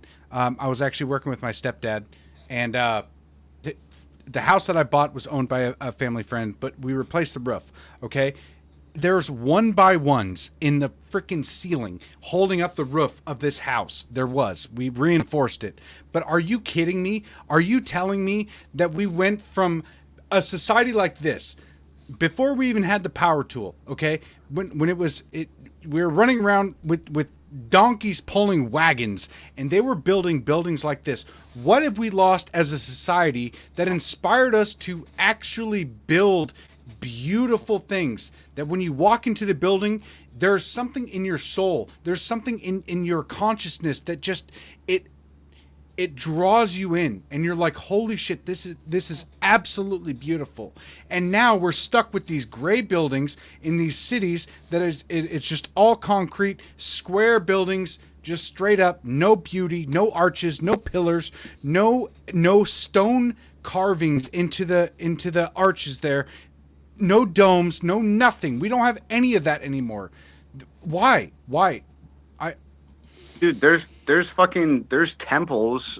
I wish I had the information on this, but it's like one of my favorite things. It comes up in my Instagram feed all the time, and I'm always like saving it because it's just so unreal. There's like a temple. I think it might be a Hindu temple or an Indian temple of some sort that's like in a valley that's carved entirely out of one piece of solid stone. Like you go down into this giant, carved it in the actual environment, and it's like breathtaking, dude. Like the detail is unfathomable, and like this is an actual, you can walk inside it, and like to this day they're like we don't know how they did this. We don't know how they did that. We don't know how they built the pyramids. We don't know how they did this. Like it's like, what the fuck? It was a chisel. Know? Hammer and chisel. Like what? No, like you don't know. Like you're out here fucking slamming fucking electrons together at almost the speed of light and creating mini black holes that you can observe for a millisecond, and you're taking fucking photos of it and studying it, and you're making all of these incredible advancements in technology and construction and everything else, and you don't know how they built this fucking temple 1,000 years ago? Like what? Makes no sense. Bro, that's the way None. it is. Yeah, that's the one.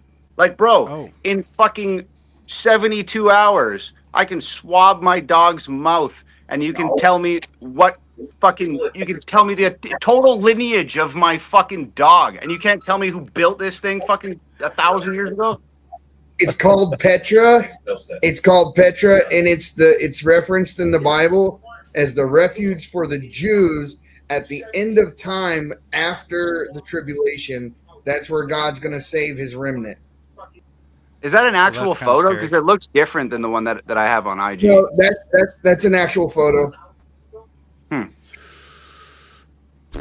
Well, even so, it's just like they say, we don't know how this was done. Like it would have. We don't know how they built the pyramids. We don't know. We have no idea. Like, what the fuck are you talking about? You have no idea how they built it. What the fuck? Look at Coral Castle. It's not it. We got one that was built in the early 1900s by one man who was moving 20 and 30-ton stones by himself in Florida. It's Tartaria. Tom, we got a question for you. What are your thoughts on the Loch Ness Monster And can I get about tree fitty? I don't know. Loch Ness Monster. I mean, fuck. I don't know if the Loch Ness Monster, as everybody thinks about the Loch Ness Monster, like, is legit. Like, who knows? That could just be like a Scottish fucking wives' tale. But like, I mean, I'm sure you guys have heard this a million times. Like, we've explored more of space than we've explored of our own oceans. So I wouldn't be fucking shocked at all if there was some sort of prehistoric quote unquote sea monster fucking floating around out there. Like, I wouldn't, like a megalodon or something. Yeah, I'd say that's legit. Like, I don't know. It could be. I mean, we can't get down there and see. We've explored fucking practically none of space. We got telescopes fucking gazing out into the galaxy right now at fucking 1 million light years away, and we've explored more of, and we've seen more of space than we have of our own oceans. So like, it just, I mean, I wouldn't be surprised if the fucking aliens were coming out of the ocean, dude. Like, fuck. Well, the what is it called? The James Webb Telescope. Yes, that's basically disproven the idea of the Big Bang Theory and everything we thought we knew about space. The way that what they're seeing out there, the stuff that we actually haven't seen before we sent that telescope out there, it's gotten to the point now where there's an overwhelming amount of evidence that the Big Bang Theory is complete BS, and we actually don't know almost anything about space. It's all just been a guess, and there's an idea that we have about physics that makes sense to us for now, but you look out into space, and different universes play by different rules. And well, who knows? So as glad. Joe Rogan said, I'm going to stick with Jesus. There you go. Do that. Yeah. Like, I don't know. I'm big into fucking space, guys. Like, I'm huge into it. So, like, I don't know. Maybe one of the things that I like really, that always stuck with me. I'm always watching, like, I used to read like theoretical physics textbooks and shit when I was like 18, 19 years old, because I was just like interested on being on the cutting edge of like what people understood about space and the nature of reality and whatever the fuck. And there was like not just one scientist, but a group of scientists. I think it's a pretty widely accepted theory now that like essentially like vision, when you're seeing things, like you're not, if you look at the wall or you look at a plant or you look at a dog or whatever, like you're able to see it because there's light refracting off of an object. So you can see, what you're actually seeing is the light that is reflecting off an object, entering your eye, through your iris, hitting your optical nerve, etc. So they're saying that like, and light cannot be destroyed. It like travels forever. So there's like a lot of scientists that say, if you went out, light has been reflecting off of Earth for as long.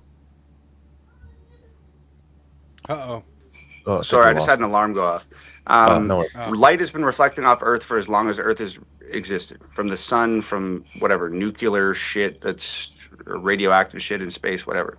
So that light that bounces off of Earth goes back into space, and it goes back into space for infinity. So there's this theory that says because light has been bouncing off Earth for infinity, if you were able to exit Earth and travel into space at the speed of light, eventually 100 million light years away, 200 million light years away, whatever, if you turned around and looked back at Earth, you'd be looking at the light that was reflecting off of Earth in prehistoric times. And if you had a telescope powerful enough, you could still see dinosaurs on the surface of the Earth. It exists out there. So wow, that blew my mind. And yeah, and like, I don't know, the shit I think about is, I'm like, fuck, we're sitting around shining these fucking telescopes out into space that see for fucking 100 million light years. Why the fuck are we not sending a fucking telescope out and turning it around and looking back? Because that'll tell you who the fuck built the pyramids, and that'll tell you what the fuck happened here before us, and it will give you answers to things that we can't explain. What is your favorite thing about space?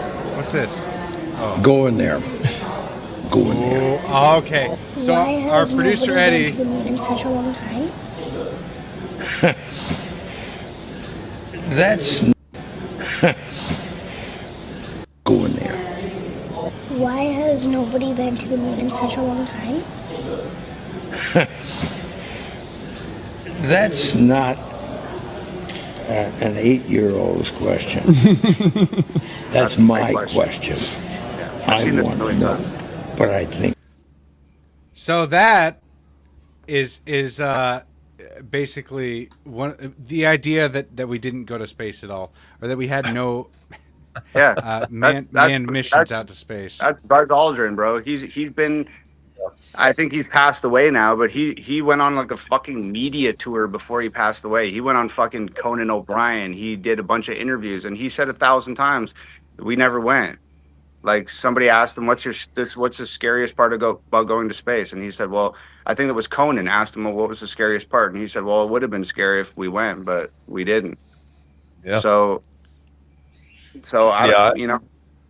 And that goes back to when I was saying about Bohemian Grove, when it's so hard for people to take shit seriously, because Buzz Aldrin, the world famous fucking astronaut, he's going around on a media tour telling people we never went to space, and the first thing that the fucking government did was, oh, he's crazy. He has dementia, he has mental illness, he's not speaking statistically, and that's what they do. So if you start talking about Bohemian Grove, you start talking about aliens in the ocean, you start talking about the fucking Loch Ness Monster, whatever. Oh, that person's crazy. That person's mentally unwell, and they just immediately cause everybody to discard your point of view and your opinion because you're quote unquote crazy. So how could anything that you're, you know, they legitimize people that have interesting perspectives that run contrast to the mainstream narrative by just saying that person's mentally unwell, they're crazy, fuck them. Exactly. Eddie brought up Antarctica, and then that's another rabbit hole. Fucking right. That would be another big one, bro. Like we're gonna have to. Okay, I'm coming back next week. All right. Yo, because I've been absorbing the shit for so long, bro. Like I've seen that Buzz Aldrin clip like 1,000 times. Mm-hmm. And what are you supposed to think about it? Like when he went to Antarctica and he was talking about there's pure evil there, right? Why do all the nations, or maybe the nations of the world, why do they have this treaty on Antarctica? Like why aren't we allowed to go explore it in the way that we should be capable of? Why don't we have it mapped out specifically? Why is there so much secrecy about it? It's the same thing with the Grand Canyon. Same thing with space. There's a lot of this stuff that we're just not allowed to know, and it's frustrating as all get out because with the invention of the internet, it feels like we're supposed to be able to have access to this stuff, and it feels like as American citizens we should have the right to be able to access the knowledge that that humanity has acquired over the last however many thousands of years that we've been here. The internet is supposed to be the accumulation of human knowledge, and that's what's going to better humanity, is that the fact that we can have all of these ideas congregate and build off of each other. But no, we weren't allowed to do that because the government sits there and goes, no, you're not allowed to know that. You're not allowed to know this. We're going to give you little tidbits here and there about that. But you're not going to, all this stuff is classified and we're not allowed to know it. Yeah. How are we going to further humanity when we're dealt this stuff? Come on. No, you can't, man. You can't, because it's in the interest of national security. Yeah. That's the biggest lie you've been ever told. Yeah. That's the big question to me too, is just like, why? Like, why are we not allowed to know like where we came from? Why are we not allowed to know like who built the pyramids and how they built the pyramids? Like, what is the reason why? Like, why are we not allowed to? People would believe in God if you told them. Shut the fuck up, Eddie. Why are we not allowed? Why are we not allowed to know like what's in Antarctica? Like, what divine truth is that going to tell us about our existence here that's going to disrupt this entire system to such a massive fucking degree? Like, what is the answer to that? They want control because they're feeding you bread and circuses. They want to hold you down. I'm serious. Yeah, but I mean, fuck. Like, for what is like, what benefit are they getting from it? Control, we're all gonna die one day, and then they're gonna be doing the same shit to our kids and our kids, and like, what are they doing? What like, they're gonna die when it was all for monetary. If it was all to control and make money involved, it's like you can't take that with you either. So what is the reason for all of this shit? I'm telling you, I laid it out earlier tonight. It's because in the 60s, our government were trying to find demonic entities. They found them. They buried the evidence, and our government has been controlled by these demonic entities, systematically separating us from God. They're going to reveal themselves soon, and they're going to reveal themselves soon as aliens because we, like, okay, think about this. In North Korea, people don't have the idea of individual freedom. They don't have they believe that Kim Jong-un is so efficient that he never has to poop, right? Because he digests things they think he's like a legitimate god, I think. Yes, they do. That's what they're taught. But yeah. But our iteration, like our generation, we've been separated from God for so long, systematically, slowly through our entertainment industry, through popular culture and through government for so long that now we don't have the proper idea of what God is supposed to be, and the demonic entities are going to reveal themselves to us as aliens, in the near future. At least that's what we're told. In November. In November, yes. November, yeah. Mark your calendars. Yeah. I don't know. It's just like it's really difficult to like go down all of these different rabbit holes, and we've gone down a bunch just in the last 2 hours that we've been talking. It's like it's really difficult to like go down all these different paths and like stay super focused, and it's really easy to get lost in it and confused and talk in circles. And then this one thing that you're talking about connects to this other thing that you touched on. So you go back to that, which leads to this other thing. And it's just this big web, this messy web. So then you're just,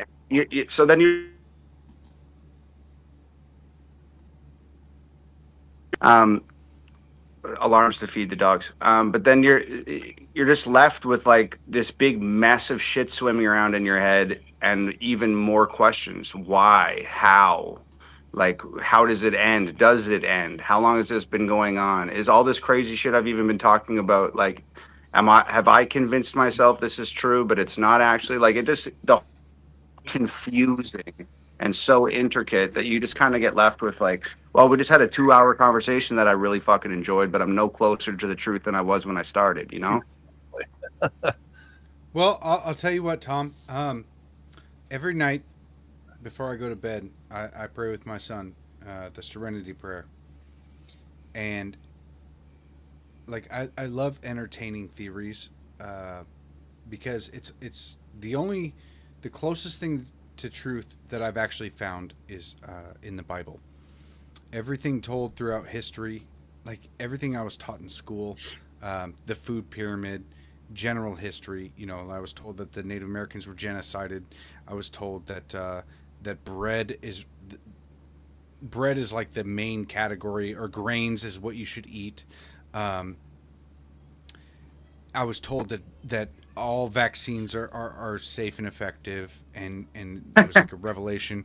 I was told that we knew how to fix sicknesses, and to be honest, I feel like a lot of that stuff, or even the Big Bang Theory, right? I was taught that was the general understanding of the world, and I thought that humans knew a lot more than what we actually know. And once I started growing up and realizing that nobody really knows anything, and we're all just kind of hoping, like everything is built off of faith to some extent, the closest thing that I've found to be true is from the Bible itself. And that's the only way that I can really explain as far as how close I can get to truth is just reading the Bible. But every night before I go to bed, I pray with my son the Serenity Prayer, just to try and keep that understanding and maybe that humility in asking God that I need to accept the things I cannot change, courage to change the things I can, and the wisdom to know the difference. And so a lot of this stuff, I really love entertaining it, and I love trying to expand my mind with different theories and what's coming in the future, what happened in the past, how things came to be.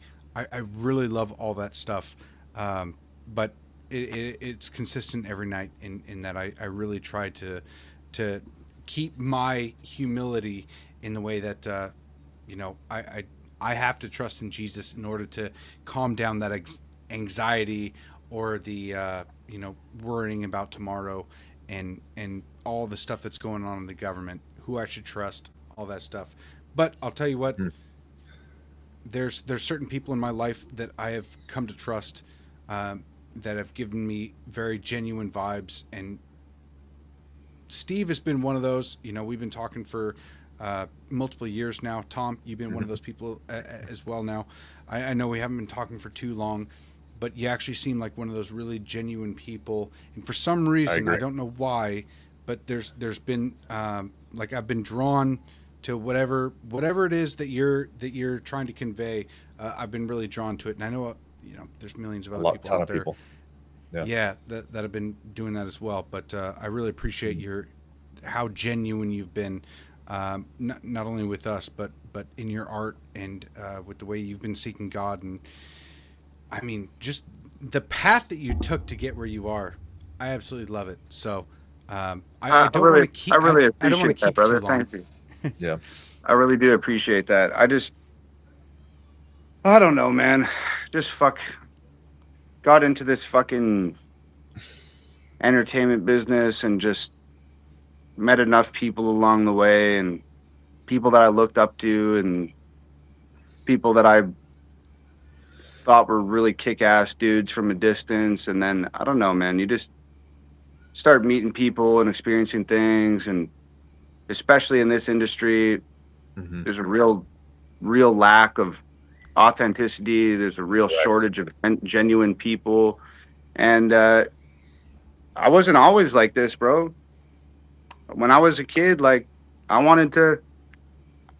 was 14, I wanted to do the Jay-Z hand signs and be part of them and be one of the top musicians and da-da-da-da-da.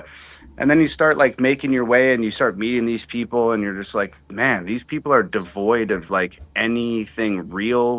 They're fucking losers. They're not who I thought they were in their music video. And you discover that they're really into some darker shit. And you watch these celebrities, bro. How many actors, how many musicians, how many of these people have you seen over the years that have on TV, in a music video, whatever, they seem like they have it all, and then they're overdosing and dying, or they're committing suicide, or they're jumping off a fucking balcony, or this terrible shit. And that's because, they're playing for the wrong team, bro. They're playing for the wrong team. So, 100%. When I was a kid and I didn't have a full understanding of life, and I thought that shit was cool too. So, you get to a place where you're just like, you know what? None of that's cool. Those people aren't cool. They're not genuine. They're not telling the truth. This is a big facade. And you just realize that, hey, man, the only thing that I have in this world is God, my family, my friends, and myself. And it's the biggest thing is all of these guys can wear the watches and the necklaces and drive the cars and have the houses and put it in music videos and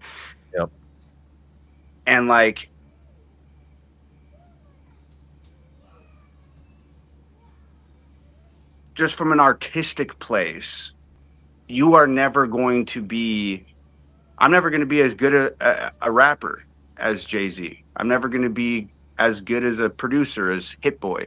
I'm never going to be as famous as Eminem. I'm not going to be any of those things, nor do I want to be. But the one thing that I know that I can do better than every one of those fucking guys is just be myself and just like be me and connect with. I don't want Eminem's fans. I don't want Jay-Z's fans. I don't want people that are attracted to those things that I was attracted to when I was a kid, because that shit is vacant, void of any fucking real meaning at all. The one thing that you guys do, that I do, and that other people that I enjoy, that I like do, is that they just be themselves. And whether that's sitting on a podcast for 2 hours and talking about all of this wild shit that Jay-Z's not going to talk about and Eminem's not going to talk about, and all these people, and maybe 10,000 people watch this and they go, oh, those 3 guys are fucking crazy. Perfect, bro. Like, I'm just here doing me. I'm doing my thing. I'm speaking my truth. And if that doesn't resonate with you, I don't want you as a fucking fan. I don't have a diamond watch and a fucking Ferrari and all the, like, if that's what you like, if that's what you want from your quote unquote celebrities or people that you're entertained by, then go somewhere else. Because, like, I'm here trying to talk about fucking interdimensional space aliens that live in the ocean. So fuck off. Right on. You know what I mean? So, but I'm very, like, when you say something like that, like, dude, man, I feel like you're genuine and I enjoy hanging out with you and shit. I really appreciate that, bro, because there's just as many, for every one person that says that, there's going to be 100 people out there that are like, oh, this guy's a fucking idiot. He's crazy. This is what he believes in, this wild shit. So, you know, your vibe attracts your tribe, bro. And I'm just like super blessed to like had the opportunity and experience in life to see through those things. Which just allowed me to just be like, yo, I don't have to rap about the things these guys are rapping about. I don't have to drive the cars these guys are driving. I don't have to dress the way they're dressing. I just want to just be myself. I don't want to feel like I'm wearing a costume and doing that bullshit. So, you know, this is like where I'm at. And when somebody like yourself says something like that to me, man, it really does mean a lot. I appreciate it. Thank you. And I enjoy you guys too. I feel like you guys are the same way. I feel like you guys are very genuine, and like you're new friends, you know what I mean? But sometimes you meet somebody and you know within 5 minutes, oh, this is one of the ones that's going to be around forever. And I feel like you guys are going to be around forever in my life, and I appreciate you. Dang, man, to me that's an honor, because like I only started my X a couple years ago, and I was, you know, doing my own thing. I was listening to you before I even opened an X account, and like. It's kind of mind blowing, because like I've respected you, like your music and everything you've done, like just being independent and not conforming to, you know, these sick people that are in the music industry. And, you know, in my opinion, your music is better than anything Eminem, Jay-Z, all these whack rappers put out now, like, because your stuff like speaks to so many people. And like, you know, I don't know, man, like just I respect the shit out of you, like for what you do and how you know, like you were talking about authenticity. I think authenticity is like, it's not there anymore. And to find people that are actually out there, it is. It's just, you know, hard to find. It's just drowned out. It's amazing to, you know, see it. That's but, like the best fucking, and this is awesome that we just talked about aliens and fucking satanic fucking politicians for 2 hours, and now we're just like in this giant fucking giving each other our flowers sesh. That's a great way to end this. But I just like want to say to like all the people out there, I don't know if there's creatives or artists watching this, or actors, or people that want to have their own podcast or whatever. You guys just said it. Somebody, I don't know if it was Steve, somebody said that like it seems like there's nothing real anymore, like everything's fake. Right. And that is true. I feel like there's lies on the news, there's lies in the church, there's lies in the music, there's lies in the movies, there's lies everywhere. It's everywhere. It's that's the real pandemic, is disingenuous bullshit spewed by people that we look up to. And I just want to say to anybody out there that has aspirations of being a musician, an actor, podcaster, whatever it may be conscious of the fact that the entire world right now is wrapped in plastic and mass manufactured and full of shit and fake and disingenuous. And the best way that you can cut through all of that noise is to just don't subscribe to any of it and just be yourself. Just be yourself. Like shit will resonate with you over your life. Shit that you hear in church will resonate. Shit that you hear on the news will resonate. Shit that your friends say will resonate. Things that you read online will resonate. And if those things resonate as truth to you, adopt it, make it make sense for you, and don't subscribe to any of this mass-produced narratives out there. The mainstream is bullshit. Just be yourself. Yeah. That's the best way to cut through all of this fakeness, all of this disingenuous shit.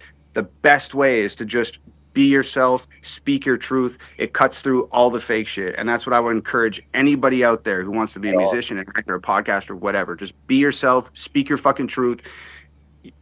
People gravitate towards what's real. And when everything's fake, your only job is to be as real and genuine as you can possibly fucking be, and people will come. The people will come if you just keep it fucking real. So just do that. Right on. Absolutely. Mark said, "Wow, I experienced exactly what you're saying, Tom." And I think a lot of people are starting to realize these days that the more they stand out and speak the truth. I mean, Steve and I have talked about this a lot on our podcast. Is that the 2020 lockdowns in a lot of ways was like a wake up call to most people, and for me especially, there was a lot of men that I looked up to and I really respected before the government lockdowns that gave into it, and it terrified me, and I decided at that point in time that, okay, I guess why not me, right? Why shouldn't I speak out? Why shouldn't I do this? And I started back then. I started forming the ideas, and then eventually in 2023 created the X Count and started doing everything that we're doing here. But I'm incredibly grateful for you, Tom. You know, my wife commented earlier. She said that you're officially in the Tribe of Patriots gang, which I actually kind of like. I had the idea of the Tribe of Patriots years ago, and that I know that it can never just be done by myself, and that you have to have a tribe, right? And patriotism is love of your country, and your willingness to fight for it. So I wanted the Tribe of Patriots. I don't care about your skin color. I don't care if you're white, black, brown, red, or you know.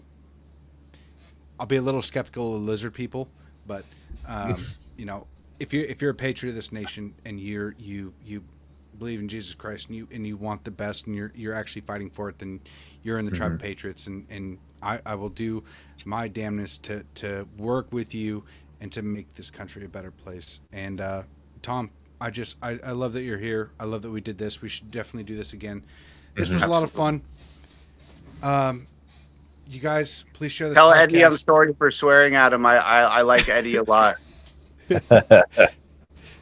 Yeah, Eddie's awesome, man. He's been very, very helpful in starting this. I mean, the Patriots Prayer Network. We have a whole bunch of podcasters working. I mean, we all work 9-to-5 jobs. We're all trying to just make this country a better place and be as genuine as possible. And there's a lot of guys out there working for these podcasts. You know, we're not paying them. We're on a similar mission, trying to make this country a better place and doing it as by not selling out and not being, I guess just being as genuine as possible. But thank you guys for tuning in. Thank you for sharing it. I really appreciate it. I love the way that this podcast ended, man. I'm getting like it's getting all up in my feels. So yep. I'm about to start a space right after this, bro. I got 20 minutes left on my phone. Oh, there's Eddie. Oh, he's gone. I just jumped in there to say I love you, brother. I love you too, buddy. I'm sorry I swore at you. I was right in the middle of screaming about aliens. No, that was a props, Tom. That was awesome. No worries. I'm clipping that shit. Okay, good. All right, boys. Okay, I literally have 2% left on my phone, so I'm going to dip before it forces me out. So thank you guys for having me, man. I love the fucking show. I love being here. I love you guys. Let me know next time you want me back, and I'll be here to scream and yell about shit, all right? Make a video for satanic rappers. All right. Adios, guys. All right. Peace. Thanks, Tom. Man. Oh, that was great, man. I loved it. That's the long. This is, by the way, you guys, this is the longest podcast we've ever done. It's 2.5 hours almost. Well, the second, the 2024 election special, that was like 6 hours. That wasn't Cowboys and Indians. This is Cowboys and Indians, bud. Yeah. Okay. Yeah. All right. Let's end the show. Okay. We'll do a space. Yeah. I gotta go put my kids to bed anyhow. 2,700 on Rumble, guys. Without their help, I did it, so they didn't. Screw them. I don't know what he's referencing, but hey, you guys, thank you for tuning in. We're gonna keep doing this. We'll be back on Monday, 6 p.m. Pacific Standard Time. I love you guys. Take care. Peace. God bless you all. God bless America. We'll see you next time.